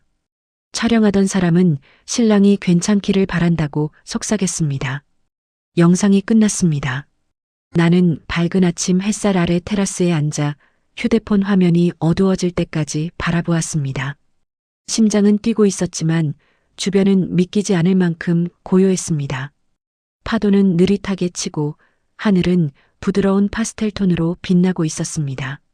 새 한 마리가 수면을 스치며 날아갔습니다. 수천 마일 밖에서 벌어지는 혼란과는 상관없이 모든 것이 평화롭고 견고했습니다. 잠시 동안 그 폭풍의 중심에서 자신이 만들지도 않은 소용돌이를 마주하고 거짓말에 잡아먹히느니 떠나기를 선택한 그의 기분을 상상해 보았습니다. 그리고 그가 나를 찾던 순간을 떠올렸습니다. 현장에 없던 단 한 사람, 환상을 지키기 위해 제거되었던 단 한 명의 진실한 사람. 목이 메어왔습니다. 다시 휴대폰을 들었지만 영상을 보는 대신 화면을 꺼버렸습니다. 그리고 그것을 나무 바닥에 엎어놓고 길고 느린 숨을 내뱉었습니다. 나는 그곳에 없었습니다. 재앙을 일으키지도 않았습니다. 그저 한 걸음 물러나 진실이 스스로를 드러내도록 내버려 두었을 뿐입니다. 그리고 이제 모든 게 드러난 지금 내가 세상에서 원하는 건 이 고요함 뿐이었습니다. 다리를 꼬고 앉아 눈을 감았습니다. 바람이 살결을 스치고 소금기 섞인 공기가 나를 보호하듯 감싸는 것을 느꼈습니다. 하지만 가족이 수년 동안 닫힌 문 뒤에 문제를 숨기는 기술을 완성해온 집안이라면 평화는 결코 영원할 수 없습니다. 결국 침묵은 깨지고 진실은 수면 위로 기어오릅니다. 그리고 그 진실이 도착할 때는 결코 부드럽지 않습니다. 그날 오후 나는 빌라 안에 머물며 쉬기로 했습니다. 침대 옆에 설치된 작은 TV를 켰습니다. 가벼운 프로그램이나 보며 마음을 달래려 했지만 리조트의 뉴스 채널은 이미 고향 소식을 대대적으로 다루고 있었습니다. 상세한 내용이나 이름은 나오지 않았지만 헤드라인은 명확했습니다. 오리건 신랑 충격적 사실 밝혀진 후 결혼식 퇴장. 그 아래에는 틱톡 영상에서 따온 짧은 클립들이 흐릿하게 처리된 채 나오고 있었습니다. 하지만 당사자인 나에게는 너무나 명확한 장면들이었습니다. 가슴이 조여왔습니다. 당장 꺼버릴까 생각했습니다. 하지만 내 안에 무언가가 내가 아직 보지 못한 세상이 파헤쳐낸 진실을 더 확인해야 한다고 말했습니다. 방송은 틱톡 클립에서 하객들이 올린 더 긴 영상들로 넘어갔습니다. 피로 연장하는 아수라장이었습니다. 목소리들이 높은 천장에 부딪혀 메아리쳤습니다. 테이블은 손도 대지 않은 채 그대로였고 음식은 보온기 아래에서 말라가고 있었으며 장식들은 당황한 사람들의 손에 반쯤 망가져 있었습니다. 아빠는 펀치 테이블 옆에서 얼굴이 붉어진 채 사람들을 진정시키려 손을 휘젓고 있었습니다. 엄마는 케이크 근처에서 울면서 손수건으로 눈가를 닦고 있었습니다. 카메라는 방 안을 훑으며 날카롭게 말다툼하는 하객들을 비췄습니다. 배경에서는 누군가 애가 압박감이 심해서 그랬대요. 라고 외치고 있었습니다. 또 다른 사람은 이건 걔 잘못이 아니에요. 라고 쏘아붙였습니다. 또 누군가는 스트레스가 너무 심했다고 덧붙였습니다. 같은 변명들이 벽 사이를 끝없이 튕겨다녔습니다. 마치 그 말을 더 크게 반복하면 이미 일어난 현실을 지울 수 있다고 믿는 것 같았습니다. 화면이 갑자기 바뀌었습니다. 식장 뒷문 근처에 앉아있던 누군가가 찍은 각도였습니다. 나는 앞마당으로 이어지는 그 나무 문을 알아봤습니다. 사람들은 떼를 지어 모여 긴박하게 속삭이고 있었습니다. 파란 드레스를 입은 여자가 머리를 짚으며 원을 그리며 걷고 있었습니다. 정장을 입은 남자는 믿기지 않는다는 듯 고개를 계속 저었습니다. 그러다 카메라는 혼란의 중심에 조용히 앉아있는 한 사람에게 고정되었습니다.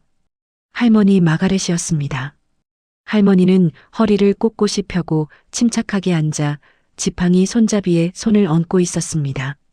체구는 작으셨지만 존재감은 강력했습니다.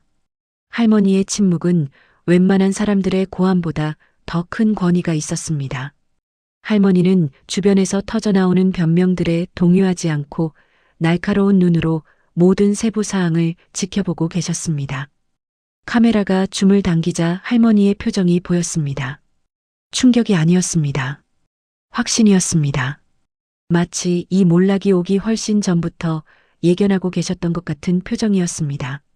옆에 있던 누군가 키이라가 신부 대기실에 문을 잠그고 들어갔다고 속삭였습니다.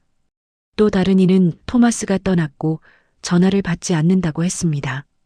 다른 친척은 집안이 망신창이가 됐으니 이제 피해 수습에 집중해야 한다고 말했습니다. 진실이 마치 불편한 존재인 것처럼 말했습니다. 더 칠하고 다시 칠하고 희미해질 때까지 숨겨야 할 무언가로 취급하고 있었습니다. 그때 소음 한복판에서 할머니 마가렛이 천천히 자리에서 일어나셨습니다. 수면 위에 던져진 돌처럼 방 안의 소란이 잦아들었습니다. 사람들은 마지못해 혹은 구원이라도 만난 듯 할머니를 쳐다보았습니다. 할머니가 일어섰다는 건 할 말이 있다는 뜻임을 가족 모두가 알았기 때문입니다. 할머니는 지팡이로 바닥을 가볍게 두드리셨고 평소보다 훨씬 강한 목소리로 말씀하셨습니다. 모두 멈추라고요. 할머니는 신랑이 떠나기 훨씬 전부터 이 방 안의 진실은 이미 깨져 있었다고 말씀하셨습니다.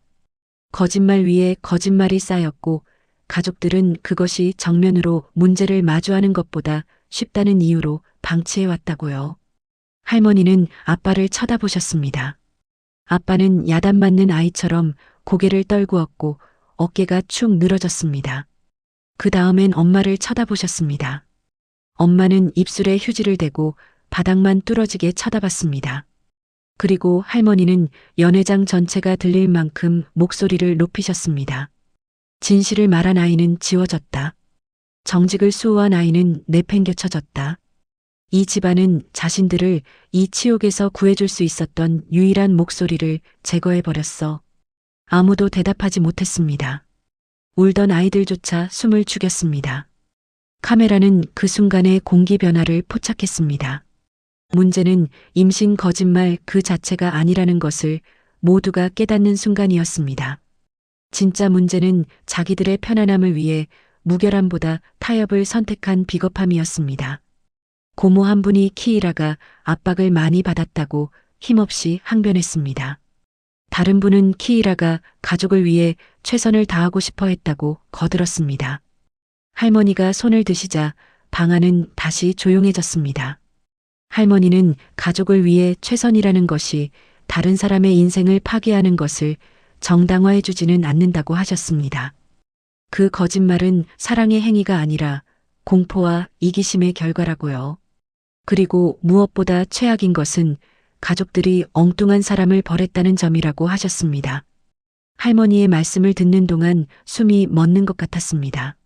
할머니는 늘 우리 가족의 도덕적 나침반이셨고 의무라는 이름으로 포장된 잔인함을 용납하지 않으셨습니다.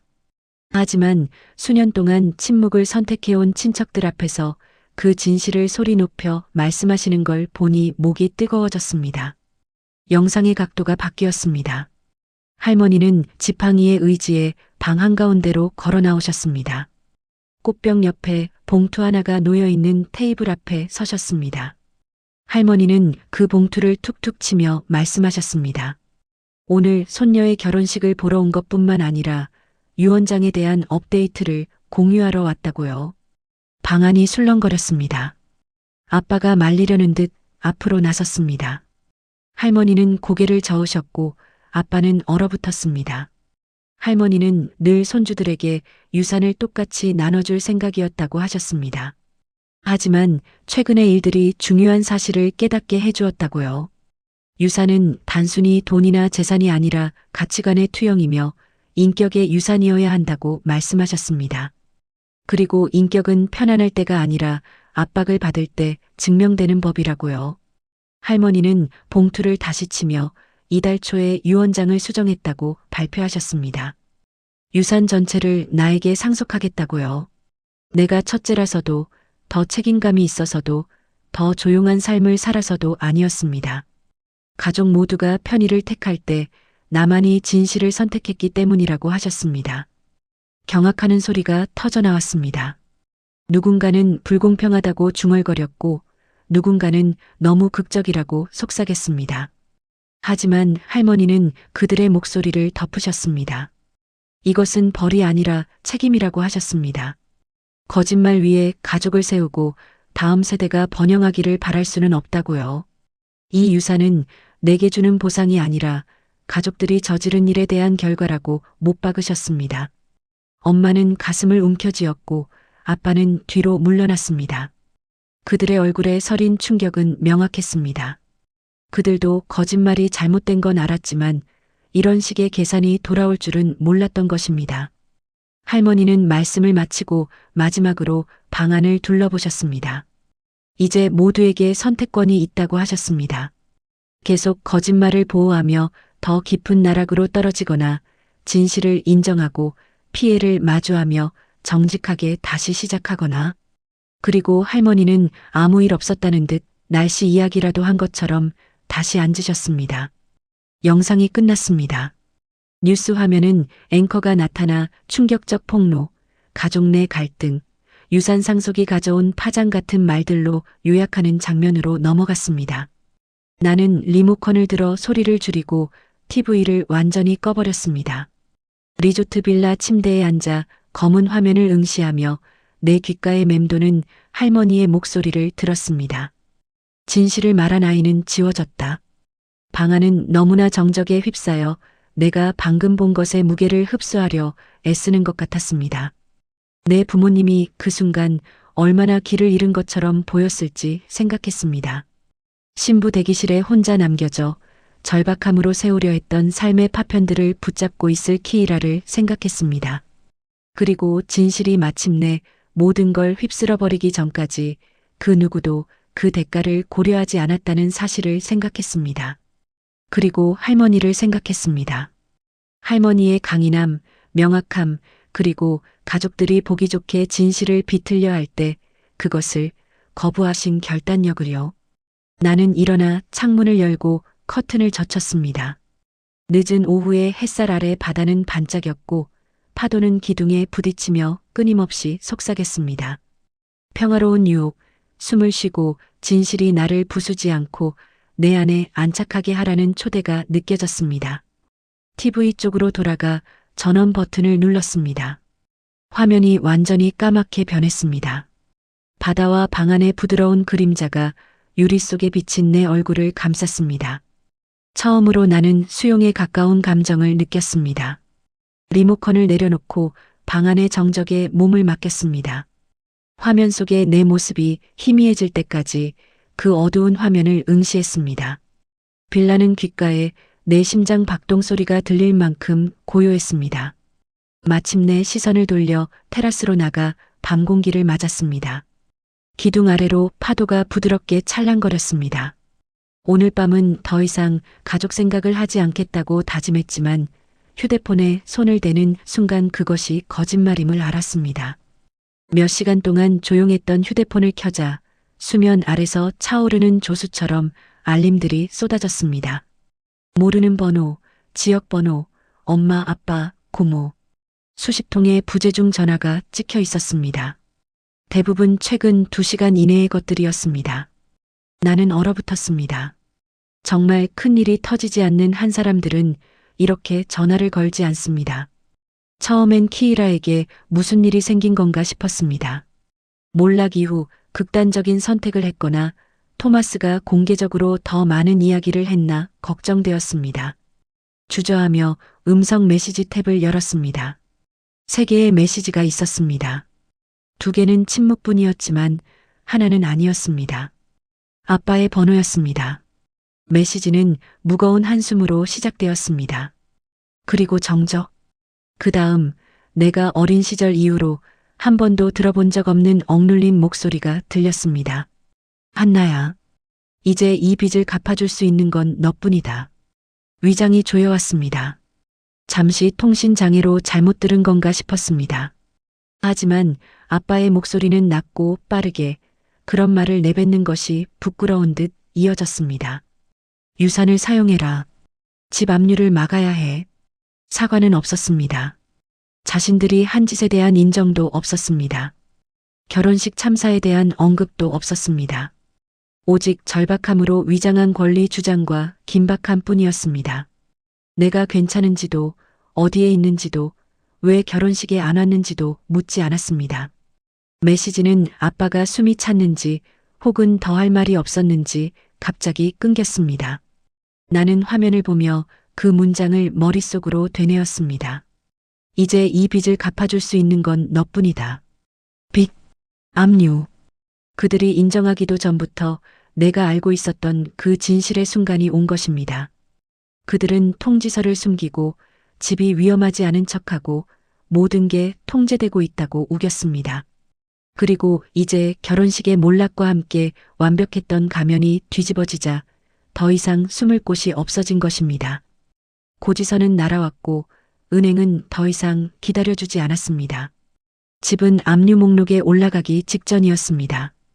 그리고 갑자기 내가 다시 중요한 존재가 되었습니다. 나는 테라스 바닥에 주저앉아 휴대폰을 무릎에 올리고 매끄러운 난간에 등을 기댔습니다. 희미한 미풍이 바다를 가로질러 왔고 달빛은 라군 위에 부드러운 물결을 만들고 있었습니다. 주변의 모든 평화는 그 음성 메시지 너머의 혼돈을 조롱하는 듯 했습니다. 나는 메시지를 다시 들었습니다. 내용이 궁금해서가 아니라 빠진 것을 확인하고 싶었습니다. 아빠가 죄책감이나 후회, 혹은 기본적인 인간적 공감의 단어라도 한마디 했을지 확인하고 싶었습니다. 역시 없었습니다. 엄마는 메시지를 남기지는 않았지만 8번이나 전화를 걸었습니다. 메시지가 없다는 건 더 나빴습니다. 아무것도 준비하지 않고 아무것도 약속하지 않고 아무것도 설명하지 않겠다는 뜻이었으니까요. 그저 내가 전화를 받기만을 원했습니다. 엄마가 나에게 말을 하는 게 아니라 자신의 말을 일방적으로 쏟아내기 위해서 말입니다. 엄마의 통화 기록을 응시하다가 다시 닫았습니다. 또 전화가 왔습니다. 저장하지 않았지만 알고 있는 번호, 캐롤 고모였습니다. 그냥 울리게 두었습니다. 잠시 후 음성 메시지 알림이 떴지만 열지 않았습니다. 더 들을 필요가 없었습니다. 이야기는 이미 완성되어 있었습니다. 그들은 물에 빠졌고 나를 물속으로 던져서 자신들이 내밟고 올라와 숨을 쉬려 하는 것이었습니다. 나는 일어나 슬라이딩 도어를 닫고 안으로 들어왔습니다. 창가 작은 테이블에 휴대폰을 두고 싱크대로 가서 물 한 잔을 마시며 마음을 가라앉히려 애썼습니다. 찬물이 도움이 됐지만 충분하지 않았습니다. 유리잔을 든 손이 떨렸습니다. 두려움 때문이 아니라 깨달음 때문이었습니다. 이것은 내가 결코 보지 말았어야 할 순간이었습니다. 자신들의 필요가 나를 작게 만들기 위해 사용했던 모든 정중한 핑계들을 발가벗겨버린 순간이었습니다. 리허설 때부터 단체 채팅방 하객 명단, 그리고 그 거짓말까지. 그들은 내가 가진 진실이 위험했기에 나를 지워버렸습니다. 그리고 이제는 할머니 마가렛이 가진 진실이 더 위험해졌기에 나를 원하고 있었습니다. 유산을 사용해라. 그 말은 텅 빈 복도의 발자국 소리처럼 메아리 쳤습니다. 할머니는 그 결정을 내리실 때 자신들의 잘못을 고쳐주지 않는 사람들에게 구제책을 마련해 주려 하신 게 아니었습니다. 도덕적 판결이자 거울로 의도하신 것이었습니다. 할머니는 나를 믿었기에 나를 선택하셨습니다. 그들이 보지 못하는 것을 보셨기 때문입니다. 그런데 그들은 그것을 다시 나에 대한 의무로 비틀려 하고 있었습니다. 창밖으로 반짝이는 파도를 보며 거리는 참으로 묘한 것이라는 생각이 들었습니다. 거리는 혼란을 명확함으로 바꾸고 소음을 분별력으로 바꿉니다. 그리고 다른 사람들의 기대라는 날카로운 모서리들을 내가 피 흘리지 않고 내려놓을 수 있는 무언가로 바꿔줍니다. 휴대폰이 다시 울렸습니다. 사촌의 번호였습니다. 그들은 가계도를 훑으며 내가 미끼를 물기를 바라며 낚싯줄을 던지고 있었습니다. 나는 물지 않았습니다. 휴대폰을 집어들고 통화 내역을 열었습니다. 주저하지 않고 옆으로 밀어 차단을 눌렀습니다. 화면에 빨간 글자가 선고처럼 나타났습니다. 하나 해결. 다음은 엄마 번호였습니다. 엄지손가락이 잠시 머뭇거렸습니다. 내가 수년 동안 엄마에게 주었던 조건 없는 용서들을 생각했습니다. 엄마가 정직보다 편의를 택했던 그 모든 순간들을요. 잘못된 사람을 잘못된 이유로 감싸며 내 앞에 서 있던 엄마를 생각했습니다. 차단했습니다. 맥박은 안정적이었습니다. 후회가 밀려오길 기다렸지만 오지 않았습니다. 대신 깨끗한 정적이 찾아왔습니다. 갈비뼈 바로 뒤쪽에 무거운 짐이 들어 올려지는 기분이었습니다. 다음은 아빠 번호였습니다. 아빠의 음성 메시지가 여전히 화면에 띄워져 있었습니다. 처음 부분을 마지막으로 한 번 더 들었습니다. 아빠의 목소리 톤이 내가 이미 알고 있던 모든 것을 다시 확인해 주었습니다. 아빠는 자신이 원할 때가 아니면 내게 전화를 한 적이 없었습니다. 졸업할 때도, 첫 승진을 했을 때도, 내 첫 집을 샀을 때도 아니었습니다. 오직 자신이 판 구덩이를 내가 메워주길 바랄 때만 전화를 했습니다. 차단. 그 단어가 다시 깜빡였습니다. 최종적이고 단호하며 조용하게. 차단한다고 해서 이미 온 메시지가 사라지지는 않지만 새로운 메시지가 오는 길은 막힙니다. 수십 년 동안 그들이 억지로 열어두었던 문을 닫는 기분이었습니다. 또 다른 번호가 왔습니다. 고모였습니다. 차단했습니다. 그 다음은 삼촌, 그 다음은 사촌, 그 다음은 이모. 터치 한 번 한 번이 보복이라기보다 청소처럼 느껴졌습니다. 결혼식 훨씬 전부터 쌓여왔던 쓰레기들을 치우는 기분이었습니다. 마침내 통화 목록이 빨간 원과 차단 표시로 가득 찼을 때 나는 음성 메시지가 처음 왔을 때부터 참고 있던 긴 숨을 내뱉었습니다. 주변은 고요했습니다. 리조트는 평온했습니다. 바다는 내 안에 이런 변화를 모른 채 계속 움직이고 있었습니다. 내 인생 처음으로 나는 더 이상 누군가의 해결책도 타겟도 도덕적 본보기 같은 것도 아니었습니다. 나는 선택권을 가진 사람이었습니다. 휴대폰 전원을 완전히 끄고 협탁 위에 엎어두었습니다. 작은 몸짓이었지만 너무 오래 끌어온 장의 마지막 페이지를 덮는 느낌이었습니다. 창밖 바다는 기둥에 조용히 부딪히며 내가 전화를 받든 말든 세상은 계속된다는 사실을 일깨워 주었습니다. 불을 켜지 않은 채 침대에 누웠습니다. 승리감은 없었습니다. 분노도 없었습니다. 그저 끝났다는 기분뿐이었습니다.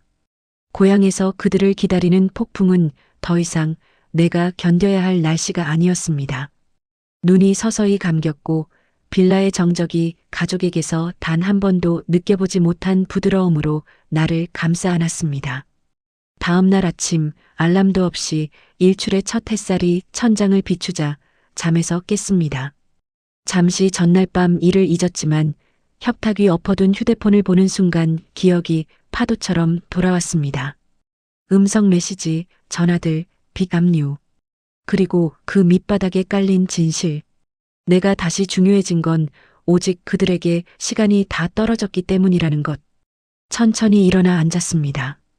공기에서는 소금기와 라군에서 밀려온 달콤한 향기가 났습니다. 커피를 내리고 테라스로 나가 해가 닿지 않는 난간에 등을 기대고 앉아 수평선이 밝아지는 것을 지켜보았습니다. 태양이 떠오르는 모습은 마치 예식 같았습니다. 내가 더 이상 다른 사람들의 비상사태에 속하지 않는 나를 환영하는 예식 말입니다. 아주 오랫동안 아무것도 하지 않고 숨만 쉬었습니다. 기둥 아래에서 물고기가 튀는 소리, 멀리서 들리는 배의 엔진 소리, 섬의 야자, 잎이 바스락거리는 소리를 들었습니다. 벨소리도 요구도 의무로 위장한 죄책감도 없었습니다. 오직 내가 직접 선택한 삶만이 있었습니다. 잠시 후 호기심이 생겼습니다. 휴대폰을 켰습니다.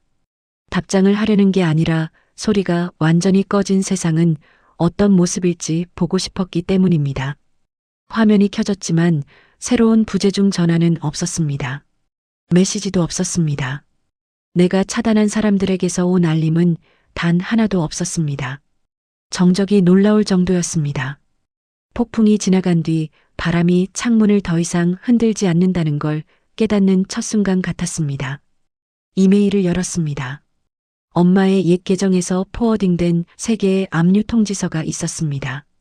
인간의 자존심을 배려해주지 않는 냉정한 자동 메시지들이었습니다. 최종 기한 연장, 결제 실패, 압류 절차 진행 같은 단어들이 나를 빤히 쳐다보았습니다. 날짜가 찍혀 있었고 그것이 미래가 아니라 현재라는 걸 즉시 알 수 있었습니다. 창문은 닫혔습니다.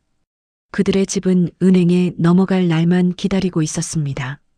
그것이 수십 통의 전화가 쏟아진 진짜 이유였습니다. 후회가 아니라 집을 잃을 것에 대한 공포, 대중적 망신에 대한 공포, 돈과 비밀로 가려왔던 실수들의 대가를 직접 치러야 한다는 공포였습니다. 나는 그 통지서들을 지나쳐 화면이 손에서 무겁게 느껴질 때까지 스크롤했습니다. 그리고 앱을 닫았습니다. 더 이상 증거는 필요 없었습니다.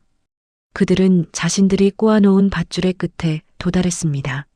자신들이 묻어버리려 했던 바로 그 상속 재산이 이제는 자신들을 구해달라고 손을 뻗는 대상이 되었다는 사실이 시적이었습니다. 빌라를 나와 라군으로 뻗은 작은 부두로 걸어갔습니다.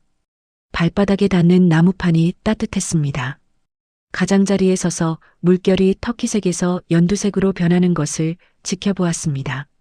작은 물고기들이 움직이며 잔물결을 만들었고 세상 전체가 고요 속에 떠있는 듯 했습니다. 내 마음은 수년 전으로 거슬러 올라갔습니다. 우리 가족이 자신들의 필요에 맞게 나를 깎아내고 구부러뜨렸던 그 모든 시간들로요. 내가 조용히 있기를 원했을 때마다, 내가 너무 예민하다고 했을 때마다, 내게 사과 한 번 없이 용서만을 강요했을 때마다 그들은 나를 쓸모있는 존재로 길들였지 존중받는 존재로 키우지 않았습니다. 예측 가능한 존재이길 바랐지 독립적인 인격체로 보지 않았습니다. 그들은 이해를 원했지만 정작 나를 이해해주지는 않았습니다. 그 음성 메시지는 내가 너무 오랫동안 고쳐쓰려 애썼던 그 책의 마지막 장에 불과했습니다. 이제 빚을 갚아줄 수 있는 건 너뿐이다. 유산을 사용해라. 그 문장은 아빠가 딸을 사랑해서 하는 간청이 아니었습니다. 더 이상 숨을 곳이 없는 사람의 비명이었습니다. 음성 메시지가 끝났을 때 삭제를 눌렀습니다. 그리고 차단 목록을 훑어보았습니다. 한 줄로 늘어선 그 번호들을 보는 건 마치 내가 수년 동안 필요로 했지만 한 번도 세우지 못했던 경계선들의 지도를 보는 것 같았습니다. 번호 하나를 더 추가했습니다. 은행의 자동 시스템 번호였습니다. 현실을 무시하고 싶어서가 아니라 그들의 현실은 이제 내 책임이 아니기 때문입니다.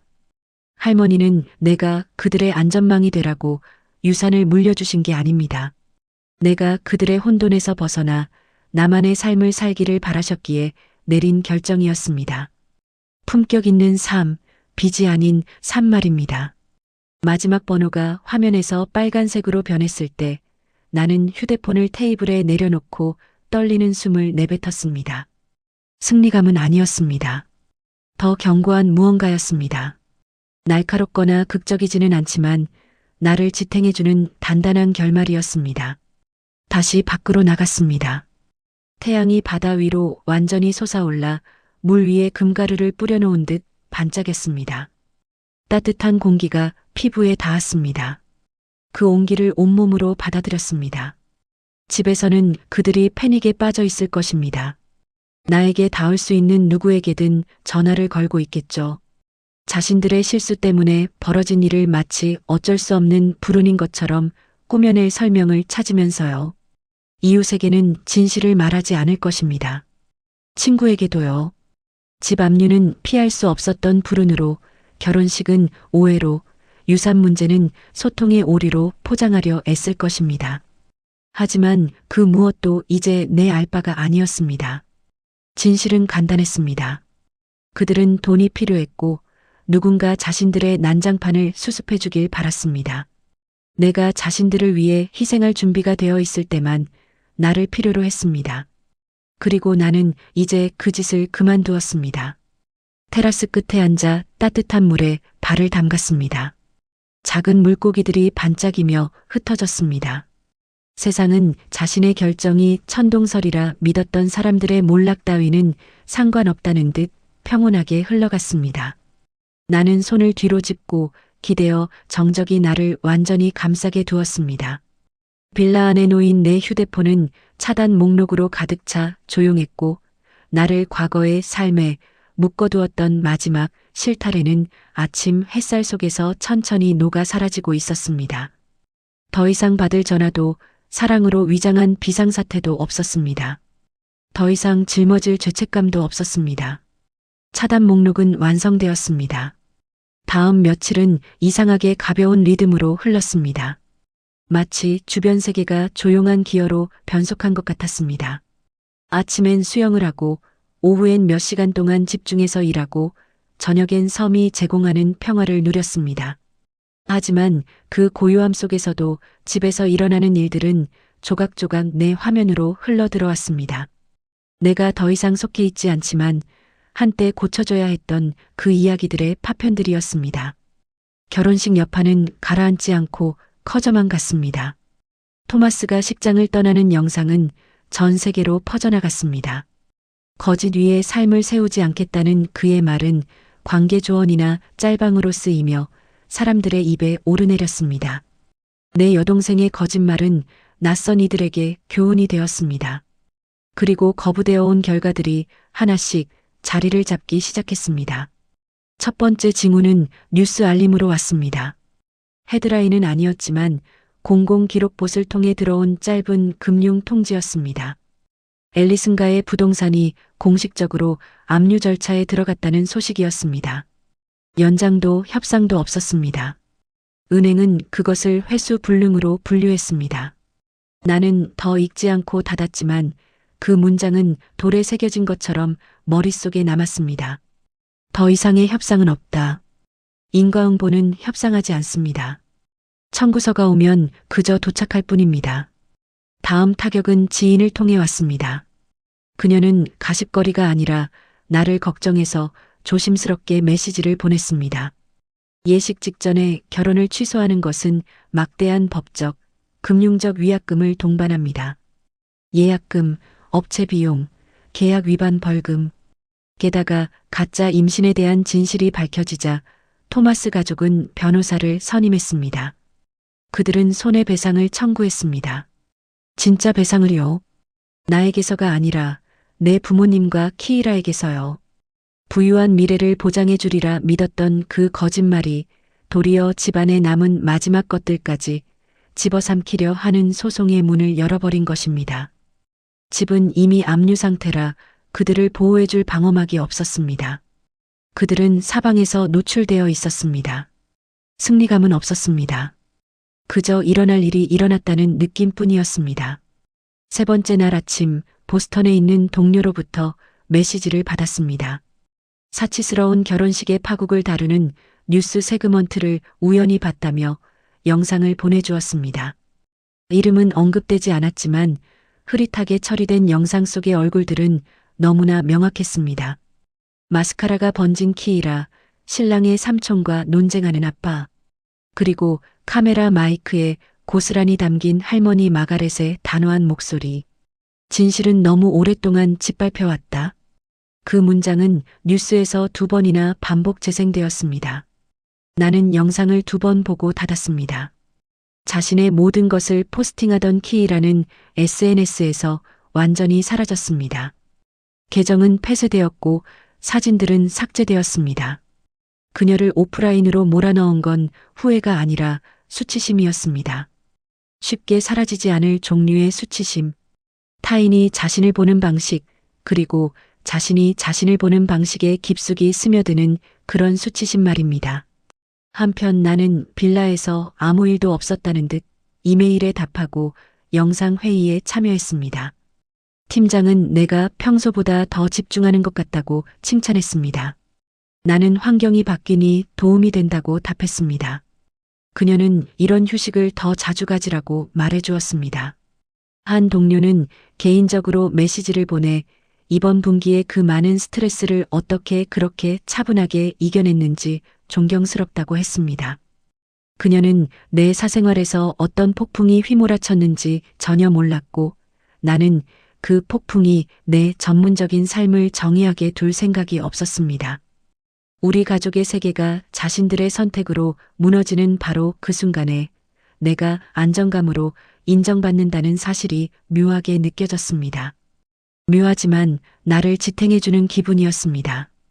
어느 날 오후 회의 사이 시간에 내 편지함은 내 이야기를 공유하고 싶어하는 팟캐스트 진행자들과 스토리텔러들의 요청으로 가득 찼습니다.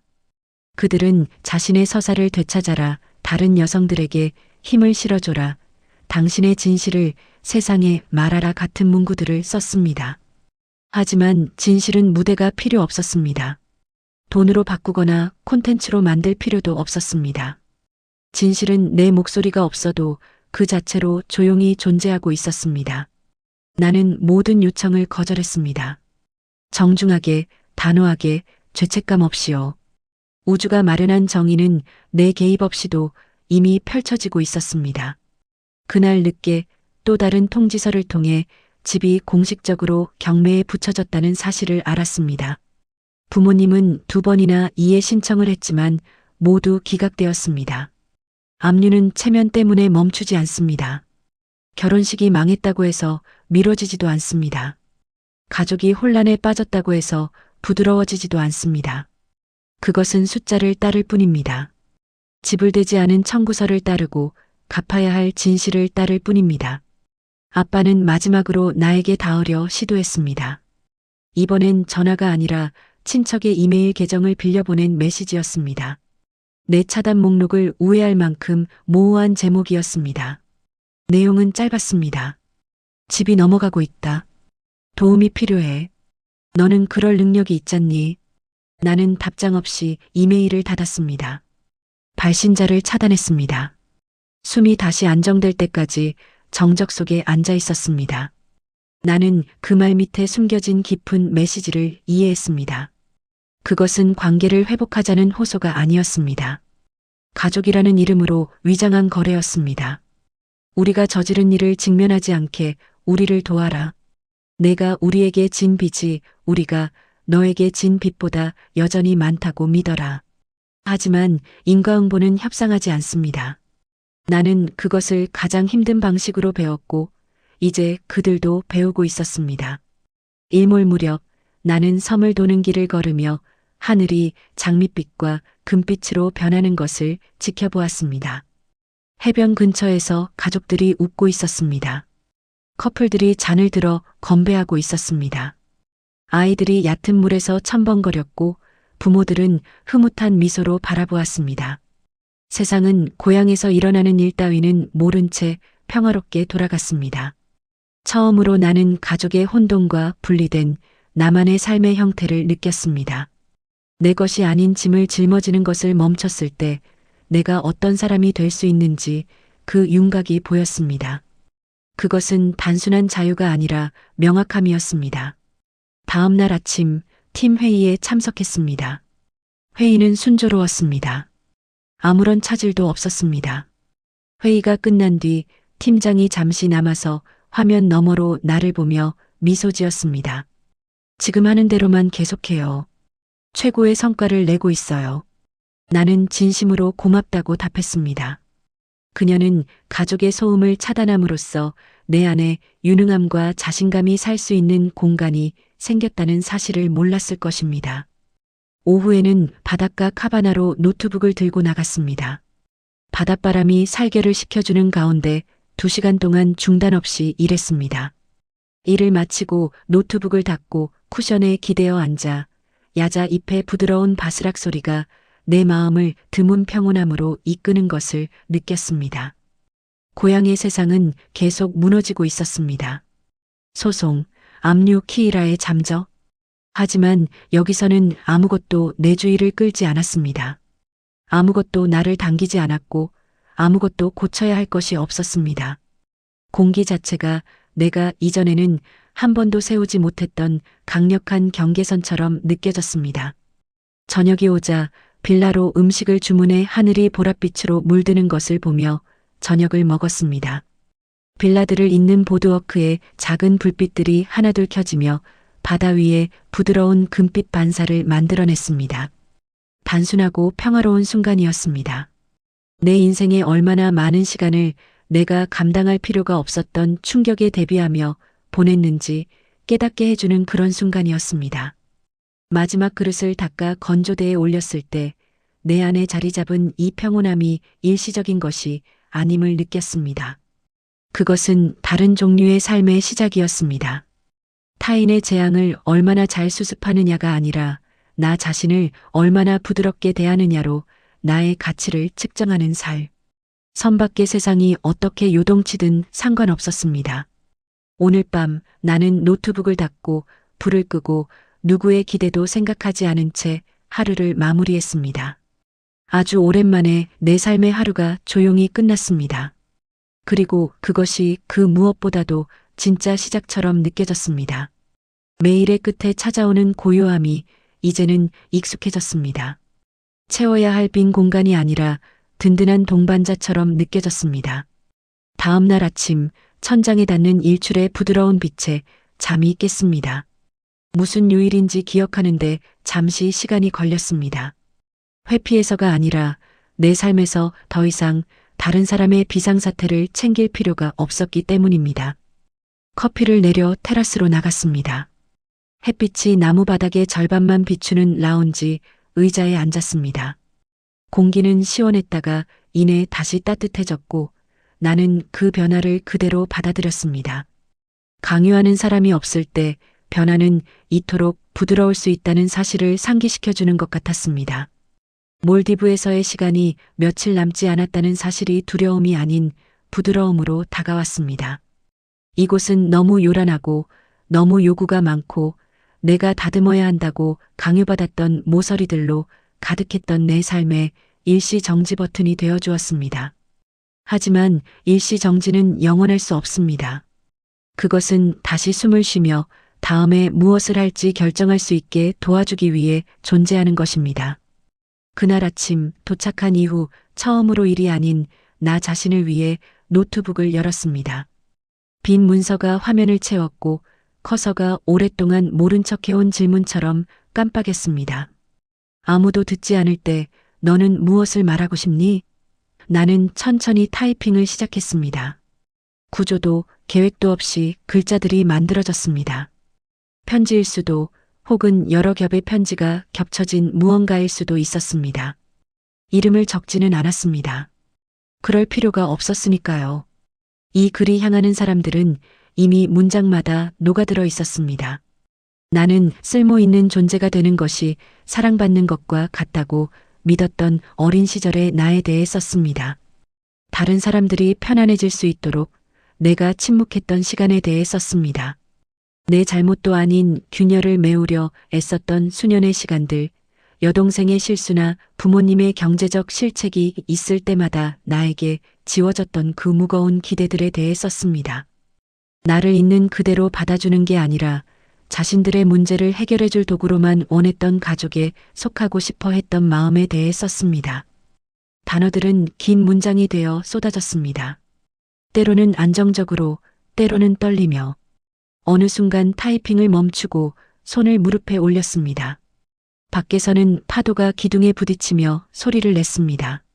내가 그들의 짐을 지든 말든 세상은 계속 돌아간다는 걸 상기시키듯이요. 다시 할머니 마가렛에 대해 썼습니다. 유산이나 할머니의 마지막 결정에 대한 것이 아니라 돌아가시기 전 나를 바라보던 할머니의 눈빛에 대해 썼습니다. 맑고 두려움 없고 정직했던 그 눈빛. 언젠가 내게 이런 강인함이 필요할 것을 알고 미리 남겨주신 알림 같았던 그 눈빛 말입니다. 그리고 결혼식에 대해 썼습니다. 소동이나 몰락, 거짓말에 대한 것이 아니었습니다. 딱 한 문장이었습니다.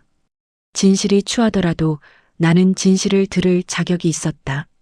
마침내 타이핑을 멈췄을 때 문서는 예상보다 훨씬 길어져 있었습니다. 나는 다시 한번 천천히 읽어보았습니다. 분노는 없었습니다. 비난도 없었습니다. 그저 인정만 있었습니다. 결혼식이나 거짓말, 압류 훨씬 전부터 이미 망가져버린 관계를 내 글이 고칠 수 없다는 것을 조용히 받아들이는 과정이었습니다. 균열은 갑작스러운 게 아니었습니다. 내가 그 배신들의 이름을 붙이기를 거부했기에 정상처럼 느껴졌던 수년간 쌓인 작은 배신들의 결과였습니다. 나는 저장하지 않고 문서를 닫았습니다. 글이 중요하지 않아서가 아니라 이미 목적을 달성했기 때문입니다.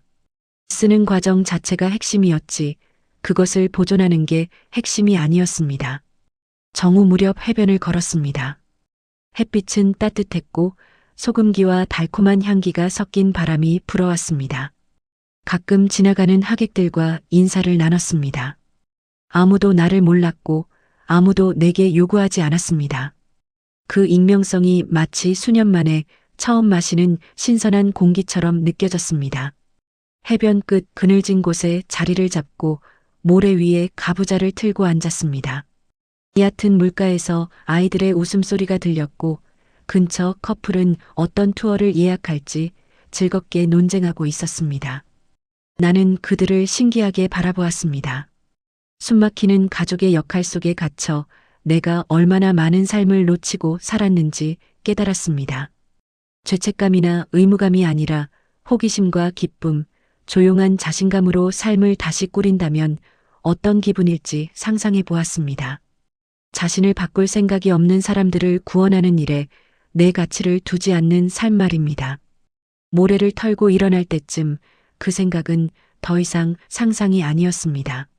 가능성이었습니다. 빌라로 돌아와 짐을 싸기 시작했습니다.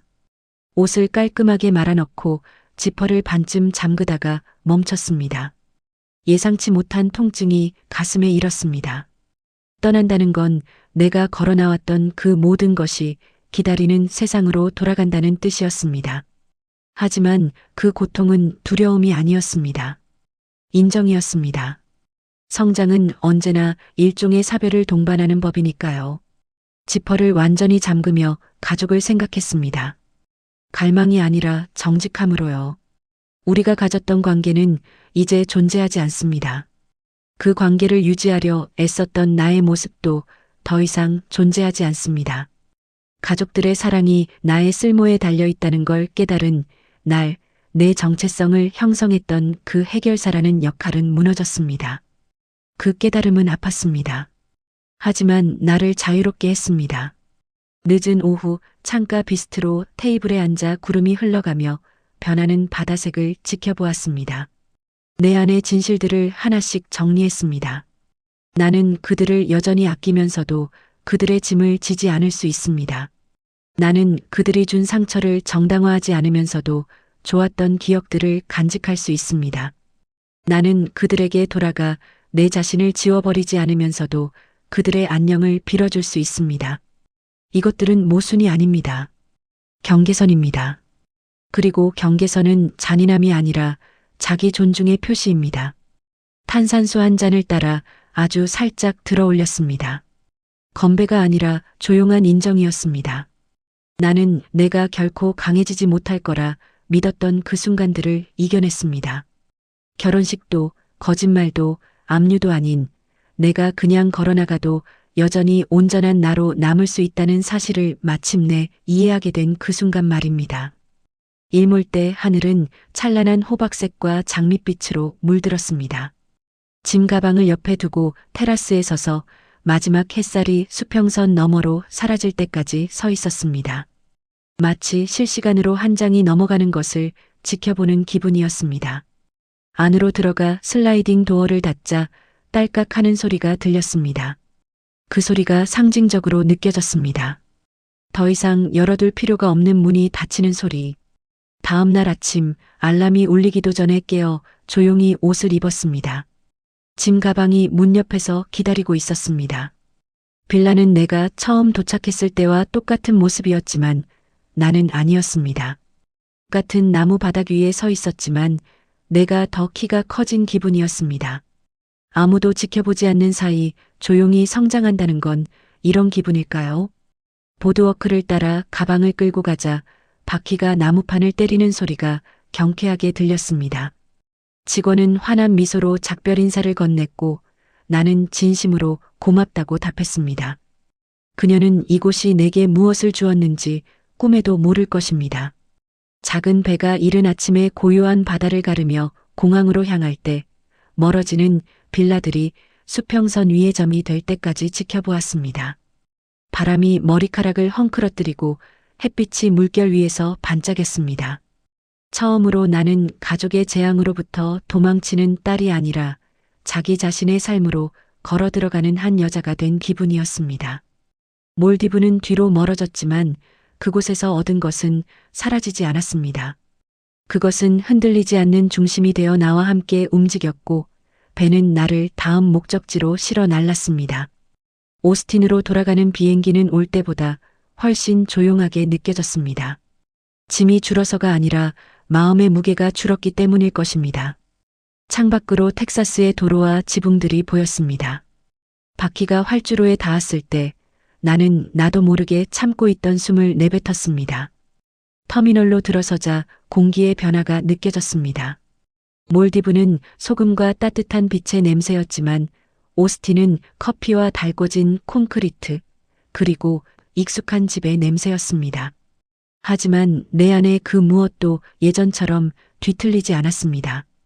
다음 전화를 기다리는 두려움도 긴장도 없었습니다. 돌아오는 길이 미결된 싸움터로 걸어 들어가는 기분이 아니었던 건 정말 오랜만이었습니다. 내 아파트 건물에 도착해 짐을 들고 계단을 올랐습니다. 복도는 고요하고 따뜻했습니다. 현관 옆에는 잊고 있었던 택배 상자가 나를 기다리고 있었습니다. 모든 게 똑같았습니다. 하나도 변하지 않았습니다. 나만 빼고요. 안으로 들어가자 거실 바닥에 햇빛이 길게 드리워져 있었습니다. 구석의 화초는 내가 없는 동안 새 잎을 틔웠습니다. 모든 게 무너지고 다시 세워지던 그 한 주 동안 이 식물조차 자라났다는 사실이 묘하게 웃음이 났습니다. 천천히 짐을 풀고 옷들을 제자리에 넣었습니다. 비어있는 가방을 벽장에 넣고 잠시 그 정적 속에 서 있었습니다. 가슴을 누르던 압박도 부재중 전화도 없었습니다. 정적은 더 이상 벌이 아니라 허락이었습니다. 휴대폰은 첫날도 둘째 날도 조용했습니다. 주말이 지날 때쯤 전화는 완전히 멈췄습니다. 우회 번호를 통한 음성 메시지도 친척을 통한 이메일도 더 이상 오지 않았습니다. 압류나 법적 문제에 대한 업데이트도 끊겼습니다. 마치 우리 가족이 나라는 인물이 존재하지 않는 책장을 넘겨버린 것 같았습니다. 그리고 신기하게도 그 부재는 내가 두려워했던 것만큼 아프지 않았습니다. 통증은 있었지만 그것은 깨끗하고 정직한 통증이었습니다. 몸에 지니고 있던 무거운 짐을 내려놓았을 때 비로소 느껴지는 근육통 같은 것이었습니다. 나는 다시 사무실로 출근하기 시작했습니다. 팀장은 내 차분한 에너지가 주변에 긍정적인 영향을 준다며 반겨주었습니다. 동료들은 여행이 어땠는지 물었고 나는 나만의 조각들만 공유했습니다. 바다, 조용한 아침, 파도처럼 밀려온 명확함에 대해서만요. 그 누구도 그 이상의 뒷이야기를 알 필요가 없었고, 나 역시 설명하고 싶은 유혹을 느끼지 않았습니다. 어느 날 저녁, 퇴근길에 식료품점에 들렀습니다. 저녁거리를 고르며 통로를 천천히 걸었습니다. 내 주변으로 평범한 가족들이 쇼핑을 하고 있었습니다. 아이들은 카트를 끌고 사람들은 파스타 소스 브랜드를 고민하고 있었습니다. 내 눈앞에 펼쳐진 일상은 꾸준하고 예측 가능했습니다. 내 삶이 얼마나 오랫동안 비정상적인 혼돈을 중심으로 돌아갔었는지 새삼 깨달았습니다. 평범함이 이토록 평화로울 수 있다는 사실을 잊고 살았습니다. 집으로 돌아와 양파 볶는 소리로 주방을 채우며 저녁을 준비했습니다. 창밖에 하늘이 어두워지는 것을 보며 식사를 마쳤습니다. 설거지를 하고 그릇을 말려두었습니다. 비상사태가 없는 삶에는 이런 작은 의식들을 즐길 여유가 있었습니다. 밤늦게 소파에 앉아 담요를 덮고 생각에 잠겼습니다. 결혼식, 거짓말, 폭로, 영상들, 압류. 하지만 가장 많이 떠오른 건 키이라가 내게 보냈던 그 한 문장이었습니다. 언니가 올 자리는 없어. 그 문장은 단지 초대 명단에서 나를 지운 게 아니었습니다. 내가 우리 가족 안에서 너무나 오랫동안 맡아왔던 그 역할의 실체를 파헤쳐 준 것이었습니다. 결혼식에 못 간 건 진짜 손실이 아니었습니다. 그것은 상징이었습니다. 정직함이 위협으로 간주되고 충성심이 침묵으로 측정되는 가족 안에서 내가 어떤 취급을 받아왔는지 보여주는 마침표였습니다. 진짜 손실은 내가 그 자리에 남아서 다시 해결사 노릇을 하고 조각난 것들을 붙이려 애쓰고 내가 그들에게 빚을 졌다고 착각하며 사는 것이었을 겁니다. 대신 나는 그 조각들을 떨어진 곳에 그대로 두었습니다. 그리고 바다와 이 조용한 아파트 사이 어디쯤에서 내 삶을 살기 위해 누구의 허락도 필요하지 않다는 사실을 깨달았습니다. 며칠 뒤 노트북을 열고 리스트를 작성했습니다. 편지도 고백도 아닌 내가 지키고 싶은 가치들의 리스트였습니다. 내 경계를 존중하는 사람들을 위해서만 내 자리를 비워둘 것. 불편하더라도 진실을 말할 것. 타인의 부정을 위해 나의 평화를 거래하지 말 것. 침묵은 약함이 아니다. 걸어나가는 것은 실패가 아니다. 리스트는 길어졌지만 전혀 무겁지 않았습니다. 그것은 문을 만드는 과정이었습니다. 주말에 호숫가를 산책했습니다. 나무 아래로 이어진 길에 햇살이 부서진 유리처럼 물 위에서 반짝였습니다. 사람들은 달리고 개들은 목줄을 끌고 카약들은 느릿하게 물살을 갈랐습니다. 모든 것이 수년 만에 처음 보는 것처럼 생생하게 느껴졌습니다. 산책로 중간 벤치에 앉았습니다. 바람이 머릿결을 스쳤고 호수에는 부드러운 물결이 일었습니다. 오랫동안 짊어왔던 그 역할이 없는 나는 누구일까 생각해 보았습니다. 나는 이전보다 조용해졌지만 초라하지 않았습니다. 부드러워졌지만 약하지 않았습니다. 강해졌지만 냉소적이지 않았습니다. 나는 자신을 위해 쓰이지 않은 이야기에서 마침내 걸어나온 여자였습니다. 저녁에 집에 돌아와 물 한 잔을 마시며 식탁에 앉았습니다. 마지막 장을 닫기 위해 누구도 듣지 못하겠지만 내뱉어야 할 말이 있었습니다. 나는 텅 빈 방에 대고 작게 말했습니다. 그들이 필요로 하는 걸 찾기를 바라. 그들이 거부했던 진실을 언젠가는 깨닫기를 바라. 그리고 나를 잘라낸 것이 나를 부순 게 아니라 나를 해방시켰다는 걸 언젠가는 이해하기를 바라. 그 말은 공기 중에 잠시 머물다 정적 속으로 녹아들었습니다. 휴대폰을 열어 메모 앱에 마지막 메시지를 남겼습니다. 나를 향한 메시지였습니다.